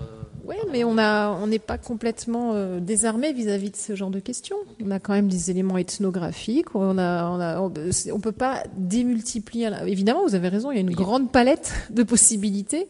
Mais je veux dire, quand un juge va essayer de combiner, comme je disais, l'élément de sincérité de la demande et l'élément d'objectivité du caractère culturel de la demande, il a quand même des éléments à sa disposition. Et il y a eu des travaux comme ça en France pour appliquer ça en France? Non, en France, c'est pas appliqué, parce qu'en France, justement, c'est contraire au droit. Pour l'instant, en France, on applique... de manière... Non, si vous voulez trouver des travaux qui ont une base empirique, il faut justement aller du côté des pays multiculturalistes, donc comme le Canada, parce que là-bas, les juges doivent travailler ce type de difficultés. Et vous qui connaissez ça, alors si vous deviez l'appliquer en France, vous diriez à des groupes dont on peut dire à coup sûr... Mais en fait, c'est surtout pas comme ça que ça doit se passer. Ça ne doit pas être le juge qui doit dire il va falloir imposer de manière paternaliste à tel groupe que j'ai identifié comme étant différent tel type de protection. Il va falloir que ça passe par la demande.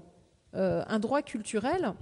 Comme la liberté de conscience, vous l'exercez si vous avez envie on vous le reconnaît juridiquement, mais c'est à vous de l'exercer, ce droit. On ne va pas vous imposer un traitement juridique particulier si vous ne réclamez pas, par exemple, une exemption pour passer un examen un jour. Oui. Non, mais vous imaginez, il va le faire au nom d'un groupe. Un Breton le fera au nom des Bretons. Vous vous rendez compte? Les Bretons, il y a tellement de Bretons différents. Un musulman va le faire au nom des musulmans. Enfin, je ne vois pas comment... Je vois pas comment une communauté, à moins d'être aussi peut-être serrée que les sikhs, je sais pas, mais je comprends pas. Je vois pas comment c'est possible. C'est super intéressant, mais Alors, si vous avez parlé de différence entre éthique et justice, c'est ça? Oui. Alors, pas de la justice légale. Par justice, vous renvoyez à justice légale. Effectivement, oui, c'est de l'éthique. Ce qu'on appelle les théories de la justice en philosophie politique contemporaine renvoient à de l'éthique sociale et politique. Mais c'est censé quand même à terme donner des indications de traduction légale. Donc cette justice idéale est quand même censée se traduire à un moment ou à un autre en justice institutionnelle. Oui, mais merci beaucoup, c'était très bien. Une question... S'il y a des bonnes raisons de défendre un républicanisme de la différence au nom de l'égalité et de la justice, et du coup de veiller à ce que les protections culturelles en France soient telles que l'État ne fasse pas un geste colonial ou un geste discriminant à nouveau, etc. Est-ce qu'il y aurait aussi de bonnes raisons pour le multiculturaliste de considérer qu'il y a des raisons liées à la mondialisation qui l'obligent du coup à avoir des considérations de justice? Du type, par exemple, est-ce qu'un multiculturaliste doit être aussi un cosmopolite? Est-ce que, nécessairement, si on considère qu'il y a des injustices qui sont liées à une appartenance culturelle ou une expression culturelle et le dévoiement républicain contribuant à cela, est-ce qu'on devrait aussi considérer que, soit comme Appia, considérer l'identité des individus comme étant aussi l'objet de la violence de la mondialisation, et que l'appartenance culturelle, les expressions culturelles ne sont pas seulement l'objet sur un territoire donné et en rapport à l'État, de différentes violences et de non-respect de cette identité culturelle, mais qu'il y a aussi d'autres phénomènes. Donc du coup, comment est-ce que vous pourriez ou vous auriez des idées Si d'un côté il y aurait des questions où peut-être dire il faudra reconnaître certains principes de justice globaux, étant donné certains mécanismes de mondialisation, mais pas seulement, ça suffirait pas, étant donné aussi les violences culturelles proprement, ou des violations de discrimination contre les identités culturelles qui s'expriment aussi selon d'autres logiques au-delà de l'État. Comment est-ce que vous auriez des idées là-dessus, ou est-ce que vous... C'est une question extrêmement intéressante, mais je suis vraiment pas sûre de pouvoir y répondre de manière très claire. Ce qui est sûr, c'est qu'en l'état du débat, les théoriciens du multiculturalisme, du moins les plus connus, ne sont pas des cosmopolites, au sens où ils ne défendent pas une citoyenneté mondiale. Ils considèrent au contraire que c'est au sein, c'est typiquement le cas de Kim Lika, mais on le verrait aussi chez Charles Taylor, c'est au sein de l'État, donc au niveau de ce qu'on appelle la justice domestique, que ces obligations de justice valent, dans la mesure où il faut qu'il y ait un pouvoir coercitif pour les mettre en place. Et pour l'instant, il n'y a pas de pouvoir mondial qui permettrait d'avoir des obligations de justice effectives, d'après cette conception-là. Donc il reste statocentré, mais votre question est tout à fait pertinente dans la mesure où vous avez raison. C'est les processus de domination culturelle qui sont issus de l'assimilation au sein de la culture nationale se combinent avec des choses qui sont transnationales. Ça, vous avez tout à fait raison de le rappeler. Donc c'est sans doute un point négligé de ces théories. Et c'est pour ça que comme je me suis pas vraiment penchée sur les théories de la justice globale, et celles que je connais, elles sont vraiment focalisées sur la question de la pauvreté, de la redistribution des richesses économiques.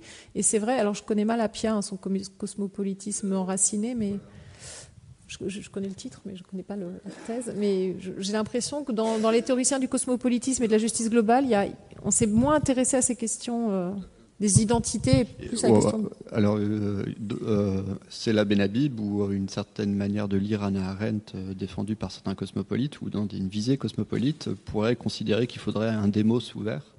Et ce démos ouvert a une inclusion politique, mais pas seulement, une inclusion aussi réflexive de sa propre identité comme peuple souverain. Et du coup, intégrerait des éléments... peut-être, je pourrais intégrer ce genre de réflexion, mais je ne sais pas s'il y a des... Si vous, en gros, c'était aussi la question par rapport à c'est quoi la République. Est-ce que la République, et du coup, c'est un État, point. Et du coup, société domestique, point. Et du coup, on a un arpenteur de la justice, comme disait Poguet, ou pas. Du coup, pour l'instant, c'est au niveau des... Ouais, non, moi, je dois avouer que je me situe à l'échelle domestique, élargie au sens où je pense que les théories du multiculturalisme peuvent justement essayer de nous permettre de comprendre certaines difficultés de la construction européenne. Si on a du mal, pour l'instant, à s'entendre, alors ça n'a rien d'original comme analyse, mais à s'entendre au niveau entre peuples européens, c'est justement parce que la solidarité fonctionne encore à l'échelle nationale, et que tant qu'on n'aura pas de protection, de solidarité organique telle que celle que j'ai décrite quand la Troisième République s'est mise à réellement protéger les classes populaires, tant qu'on n'aura pas d'équivalent européen, ce qui n'est pas du tout le cas de notre Europe néolibérale, il ne faut pas s'étonner que les gens ne s'attachent pas à cette culture politique-là. Hein. Voilà, donc à ce titre, je pense que les principes républicains, pour être valables dans un monde complexe, dans un monde où les superpuissances obligent les nations à s'organiser entre elles pour résister face à des multinationales qui dépassent le pouvoir d'un État souverain, je pense que le modèle républicain doit se fédéraliser, rentrer dans des formes de construction politique fédérale comme celle qu'on devrait faire en Europe, mais je suis assez, les approches cosmopolitiques radicales me paraissent toujours encore plus. Vous me disiez, c'est très compliqué, il y a du travail à faire si on essaye de réformer notre droit pour le rendre multiculturaliste. J'ai tendance à dire, avec les approches cosmopolitiques, c'est encore pire, parce que vous me parlez de démos ouvert et inclusif, mais auprès de qui ce démos va-t-il se retourner s'il veut réclamer plus d'inclusion, s'il veut se plaindre d'une forme d'exclusion, de discrimination? Donc c'est encore plus abstrait pour moi, vous voyez. Mais bon, c'est un choix théorique.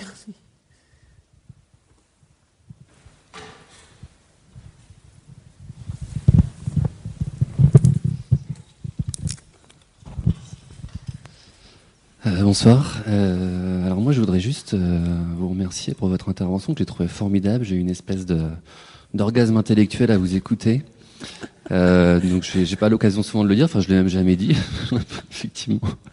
En tout cas, merci pour cet exposé. Je vais du coup m'empresser de lire votre ouvrage que je connaissais même pas, et je ne vous connaissais même pas, honte à moi. Je vais l'ajouter à la bibliographie que je donne à mes étudiants sur toutes ces questions de République. Et alors du coup, vous enseignez dans quelle matière, juste en sciences politiques. D'accord. Alors il y a tout aussi une partie histoire sur la construction de l'État-nation. Du coup, on a les mêmes référents, je pense, Noiriel, Patrick Weil, etc. Donc du coup, j'ai pas de questions spécifiques, ou plutôt j'en aurais plein. J'aimerais bien vous relancer sur plein de choses, mais Alors, j'ai peut-être quand même une question d'actualité. J'aimerais savoir ce que vous pensez de mouvements récents qui ont peut-être aussi profité des événements dramatiques de l'année dernière en France pour mettre en avant une vision de la République et de l'universel qui, pour moi, est assez excluante et qui considère comme identitaire, dans un sens très péjoratif, toute revendication multiculturelle. Alors, je pense au printemps républicain, je ne sais pas si vous en avez entendu parler. Et j'aimerais savoir quels arguments vous pouvez donner à ceux qui considèrent, qui font une opposition entre identité et république ou universelle, parce que je pense comprendre dans ce que vous dites que vous ne les opposez pas, qu'on peut revendiquer des formes d'identité sexuelle ou ethnique sans que ça s'oppose à la République. C'est comme si finalement, d'après ces mouvements-là, Martin Luther King était un identitaire, comme si les militants du MLAC étaient des identitaires. Comment on peut répondre à ces mouvements? Alors, vous ne connaissez pas le printemps républicain, mais comment on peut argumenter en disant que identité et république ou universelle ne s'opposent pas? Mais justement parce que notre universalisme républicain n'est pas vide d'identité, donc tout simplement renvoyer ces gens qui considèrent le terme identitaire comme une objection définitive, les renvoyer au fait qu'il y a une identité de la République française et que cette identité n'est égalitaire que pour autant qu'elle est inclusive, et que si on est focalisé sur une identité complètement biaisée et réductrice, on crée des formes de déni de reconnaissance et on crée des exclusions symboliques dont les effets sont délétères. Donc leur montrer qu'il y a d'identité. C'est vrai que ce terme d'identité, on l'aime pas, il est dangereux, on risque toujours de tomber dans des formes d'essentialisation où on impose, on simplifie l'identité. Il faut trouver sur quelle base on va la définir. Donc il faut des traits, des caractéristiques. Alors est-ce qu'on fait une définition par extension, jusqu'où on va s'arrêter? C'est vrai que c'est un terme très compliqué, mais d'une certaine manière, on peut pas en faire l'économie parce que l'identité, comme vous le rappeliez dans ces théories sur le processus de construction nationale, c'est ce qui crée du lien aussi. C'est ce qui fait que les gens ne sont pas des citoyens du monde, justement, ils se sentent plutôt français, plutôt espagnols, plutôt italiens. Et l'histoire, la sociologie nous montre comment s'est fabriqué ce lien entre les gens. Et ce lien, il repose sur un processus d'identification. Donc ça, on est bien obligé d'en tenir compte. Et la question politique est de savoir qu'est-ce qu'on en fait quand on défend des principes comme l'égalité républicaine. Et donc je pense que les identitaires se fourvoient. Cette objection identitaire, c'est tout simplement une manière de délégitimer ces manifestations de différence. C'est une manière de montrer que ces gens-là ne sont pas républicains. Si vous affichez votre différence, vous n'êtes pas républicain. Une fois qu'on a dit ça, tout est dit, et donc il n'y a plus de discussion. Donc voilà, c'est une manière de discréditer la parole politique des minoritaires. Alors après, évidemment, il y a des paroles minoritaires qui ne sont pas bienveillantes, qui ne sont pas dans l'esprit de Martin Luther King, puisque vous avez pris cet exemple-là.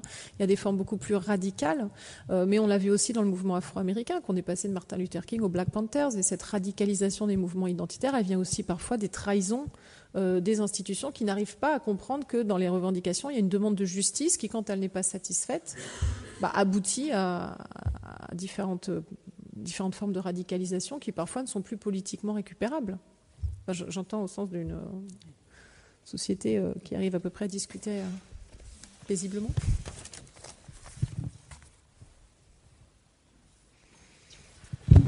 Bonsoir, merci.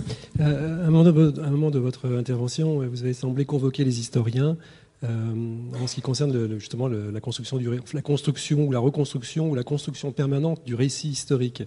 Quelle est, à vos yeux, pour vous, la construction du récit historique d'une composante factuelle, temporelle ou également philosophique? Excusez-moi, je ne suis pas sûre d'avoir bien saisi la question. Vous me demandez, dans les trois termes que vous avez évoqués à la fin, lesquels sont les plus importants Ce sont les plus importants, effectivement, oui, pour nourrir justement cette reconstruction permanente du récit historique qui semble avoir manqué en France pour permettre justement cette ouverture de la République.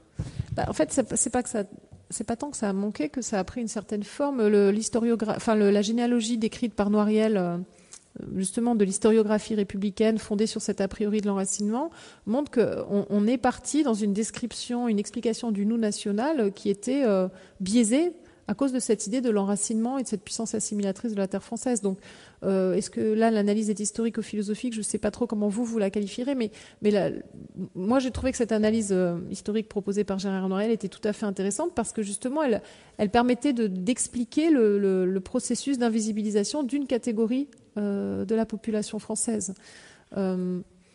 Donc il y a eu construction d'un récit historique, mais partiale et excluante. Voilà, donc je ne sais pas si ça répond à votre question. Oui, vous m'éclairez un peu plus. Moi, je pensais que vous sembliez dire qu'effectivement, il y avait vraiment eu un manque dans la construction du récit historique depuis quelques décennies, quoi. Alors, c'est plus que depuis quelques décennies. Ce manque, je trouve que l'expression du non-lieu de mémoire le résume bien. Mais, oui. Par exemple, pour aller un petit peu dans le sens, Noiriel fait une sorte de décompte des thèses qui portent sur l'immigration. Et il note que finalement, c'est extraordinairement réduit et que, bon, il faut attendre peut-être les années 70 pour qu'on commence à faire des thèses sur l'immigration, mais avant cela, il n'y en a quasiment pas. Elle se compte sur les doigts d'une main, ce qui est très étrange quand même. Alors, c'est un décompte qu'il fait en 1989, donc il faudrait l'actualiser, parce que depuis, il a justement créé toute une école de recherche sur ces questions-là, et je pense qu'il y a eu un phénomène de rattrapage au niveau de la science historique, c'est-à-dire de la discipline historique à l'université. Après, la question est de savoir comment ça se traduit dans les instances officielles, dans les programmes scolaires. Ça c'est vrai que j'ai pas suffisamment étudié la question des manuels scolaires. Il y a beaucoup de littérature là-dessus. Mais moi, je m'en suis tenue effectivement à l'approche de Noiriel qui porte sur la discipline historique et sur l'historiographie républicaine. Mais il y aurait évidemment matière, à mon avis, à compléter. Parce que vous parlez des 10-15 dernières années, il s'agirait de voir ce qui a changé. Justement, le Creuset français a quand même été publié, donc maintenant, il y a plus de 25... Ouais, c'est dans 15 ans, pardon. Non, 25 ans. Ça passe vite. Donc, les choses ont certainement changé. Et la question, du moins du point de vue de la science historique, la question est de savoir qu'est-ce qui a éventuellement changé du point de vue des programmes scolaires. Mais là-dessus, je dois avouer que je n'ai pas étudié la question.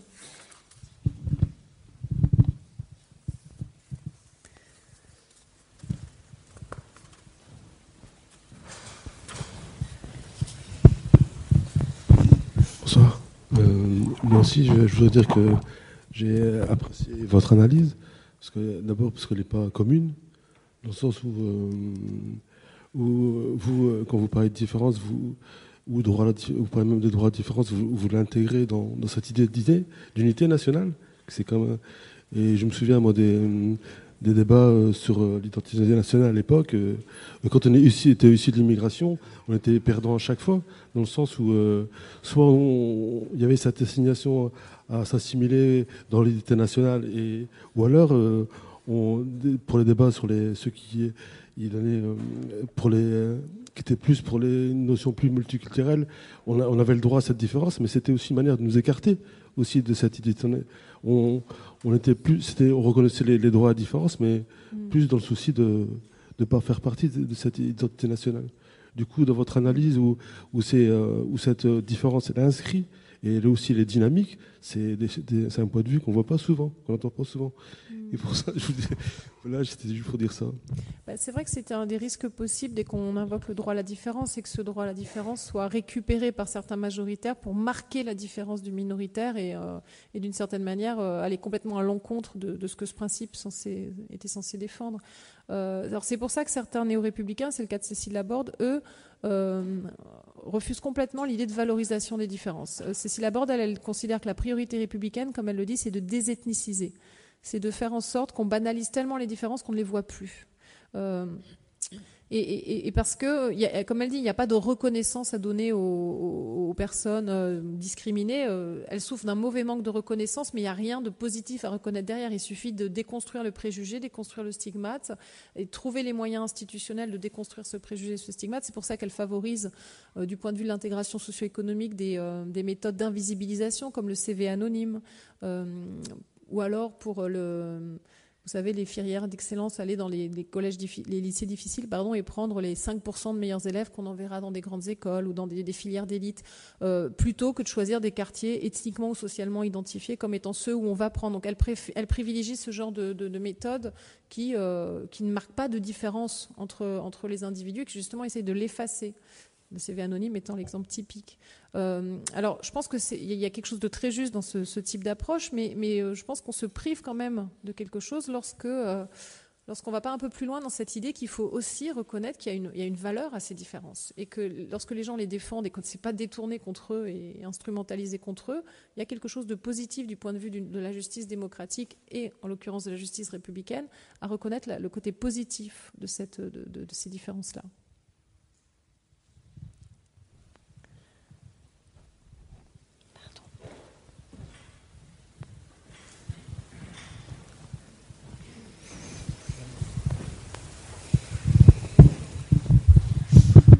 Il y a un point qui m'intrigue un peu dans votre exposé, c'est que vous avez insisté sur le fait que les politiques multiculturalistes ne connaissaient au fond que des individus qui sont amenés à faire valoir, à réclamer un accommodement raisonnable et apparemment faisaient abstraction des groupes ou des institutions, la chose étant uniquement prise en charge dans le cadre du droit associatif.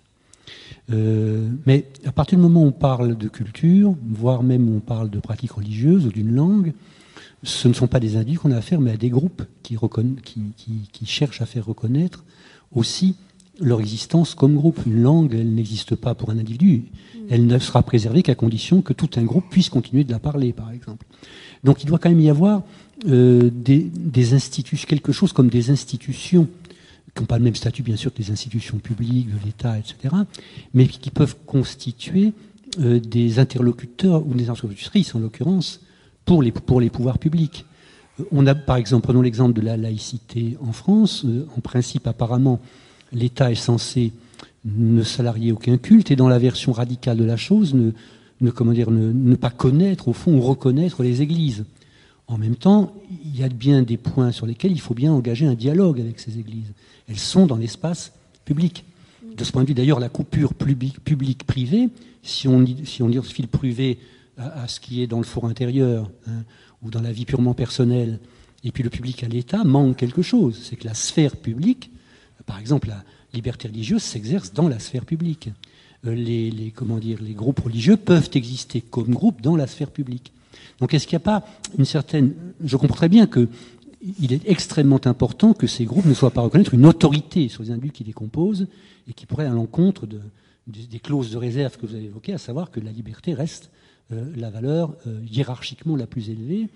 Mais néanmoins, je me suis demandé si votre présentation de ces politiques multiculturelles n'enjambait pas ce problème des institutions partielles, des communautés en tant qu'elles se sont données des représentants. Alors peut-être de ce point de vue, il ne faudrait-il pas mettre sur le même plan les trois choses que vous aviez signalées, les minorités ethnoculturelles, les peuples autochtones, les minorités issues de l'immigration. De ce point de vue, elles n'ont sans doute pas les mêmes formes institutionnelles. Voilà, j'aimerais que vous me précisiez un peu ça. Vous avez tout à fait raison de me ramener à cette précision, parce qu'effectivement, je n'ai pas pris le temps de la faire.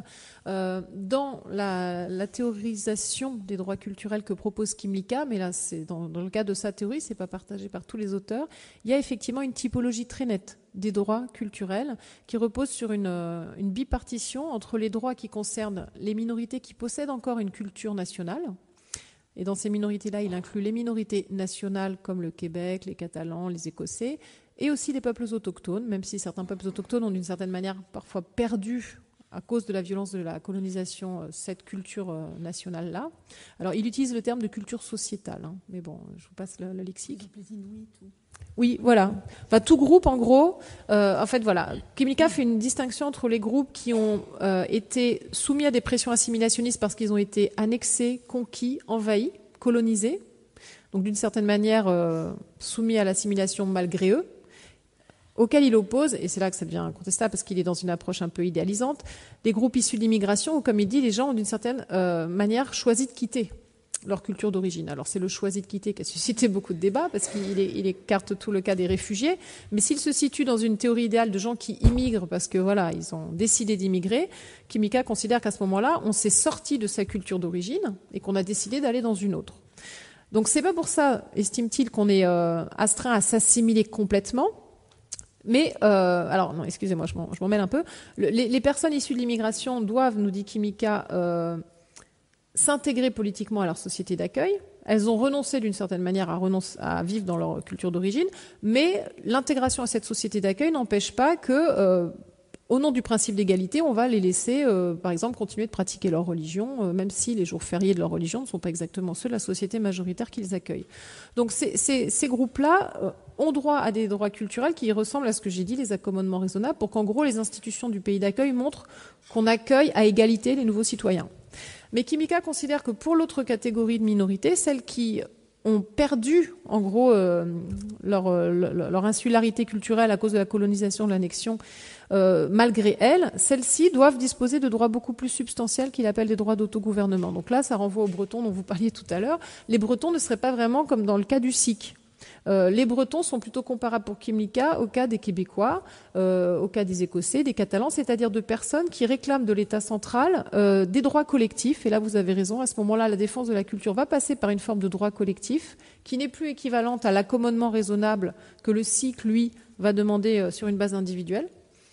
Pourquoi des droits collectifs ? Parce qu'effectivement, dans le cas de la défense d'une langue, par exemple, ça ne fonctionne pas si c'est uniquement à l'échelle individuelle. Pour défendre le français, l'usage du français dans la province du Québec contre l'invasion de l'usage de l'anglais qui est lié à des raisons démographiques, il était nécessaire que les Québécois puissent faire usage d'une loi coercitive qui empêche les gens qui auraient voulu scolariser leurs enfants en anglais de le faire. Loi qui a été jugée liberticide par beaucoup de Canadiens anglophones qui ont dit non, le Canada n'est pas une société à part, contrairement à ce qu'ils disent. Il n'y a pas de raison que la loi, qu'ils appliquent des lois linguistiques spécifiques sur leur territoire. Or, c'est ce qu'ils ont fait, et Kimika lui considère que c'est quelque chose de révélateur de cet esprit du multiculturalisme. C'est-à-dire qu'on permet à un groupe culturel d'avoir des moyens effectifs de protéger sa langue, et là vous avez tout à fait raison, ce sont des droits collectifs qui sont accordés aux Québécois en tant quantité territoriale bien précise, et qui leur permet donc de préserver leur culture sur la base de ce type d'instruments juridiques. Une petite précision encore. Je vous ai posé aussi cette question pour une autre raison. C'est à cause de l'accommodement raisonnable, la notion d'accommodement raisonnable. Je me disais que lorsqu'il existe pour un culte déterminé, sinon une église, du moins quelque chose qui ressemble un peu à un clergé ou les autorités religieuses, est-ce que la notion d'accommodement raisonnable ne pourrait pas fonctionner dans les deux sens ? C'est-à-dire qu'on oublie quelquefois que les religions, les grandes religions, elles ont aussi une riche tradition jurisprudentielle. Et donc que certaines règles qui sont quelquefois considérées comme des impératifs religieux absolus, si vous avez des institutions religieuses qui ont une certaine autorité sur la communauté des croyants et qui peuvent s'appuyer sur cette tradition de jurisprudence, elles peuvent aussi montrer que l'impératif religieux, il peut lui-même connaître une sorte d'accommodement raisonnable. Ouais, c'est tout à fait intéressant, oui. Alors effectivement, sur cette question des institutions religieuses, je pense que dans l'approche multiculturaliste de type libéral, celle de Kimika, il n'y aurait pas de problème à ce qu'un juge, par exemple, s'il doit décider de la pertinence d'une demande, de la légitimité d'une demande, s'adresse à certains représentants institutionnels. Parce que ce seront des représentants officiels d'une certaine... Alors, à moins que le justiciable conteste la légitimité de l'interprétation que l'institution proposera, voilà, à ce moment-là, s'il y a contestation, il faudra trancher entre est-ce que cette instance est représentative ou pas, mais si le justiciable considère que l'instance le représente, ça peut devenir justement une source d'autorité pour décider en droit. Et vous avez tout à fait raison de rappeler que la jurisprudence, elle s'opère aussi bien du côté des religieux que du côté des institutions laïques. Donc voilà. Dans l'approche multiculturaliste, je pense que le pari qui est fait, c'est qu'il y aura une sorte de vertu de la délibération, des échanges de points de vue entre les différents acteurs qui sont susceptibles d'éclairer le cas, alors que l'approche universaliste aveugle aux différences, elle considère que le problème est tranché par avance. Vous voyez, donc c'est ça, à mon avis, qu'il faut combattre. C'est considérer que le problème est tranché par avance, c'est en fait accorder un privilège à la majorité culturelle. Entrer dans le débat, dans la discussion, ça va soulever énormément de problèmes. On en a évoqué plusieurs, mais on n'a pas vraiment le choix que d'affronter ces problèmes. Homogène pour avoir effectivement un représentant, vous voyez, avec lequel parler. Alors peut-être si l'Église catholique, parce qu'il y a un clergé et tout ça, mais sinon j'ai du mal. Dans ce cas-là, on ne fait pas appel à des représentants. Parce qu'il y a eu trop d'assimilation et que maintenant, effectivement, oui, vous voyez, c'est trop tard. Un Breton, quelqu'un qui oserait parler au nom des Bretons pour demander des droits, mais les Bretons, eux, rentreraient dans le cas d'une forme d'autonomie régionale. Les Corses, par exemple. Ils se retrouveraient dans la situation où ils soumettraient, ils seraient soumis à l'arbitraire de quelqu'un. Mais en fait, le cas du Breton, si on suit Kimika, ne serait pas un cas de demande d'accommodement raisonnable. Lui, il serait dans un cas d'organisation en autonomie régionale. Alors ça se passerait pas forcément plus simplement, mais comme dans tout groupe politique, il doit s'organiser. Je veux dire, leur problème serait pas bien différent.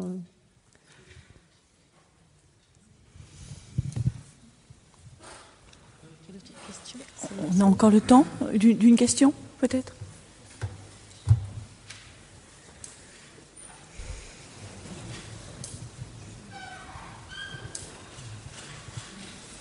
Je pense que c'est bon. Bah, merci beaucoup à tous merci pour vos questions et à toutes.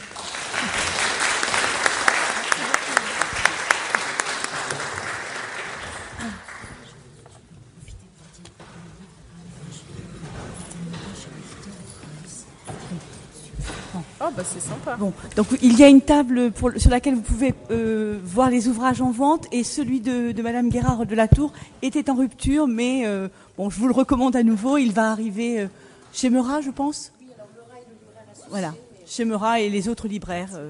Voilà. Bonne soirée, merci. À un moment donné, vous avez parlé des accompagnements raisonnables. Alors, c'est quelque chose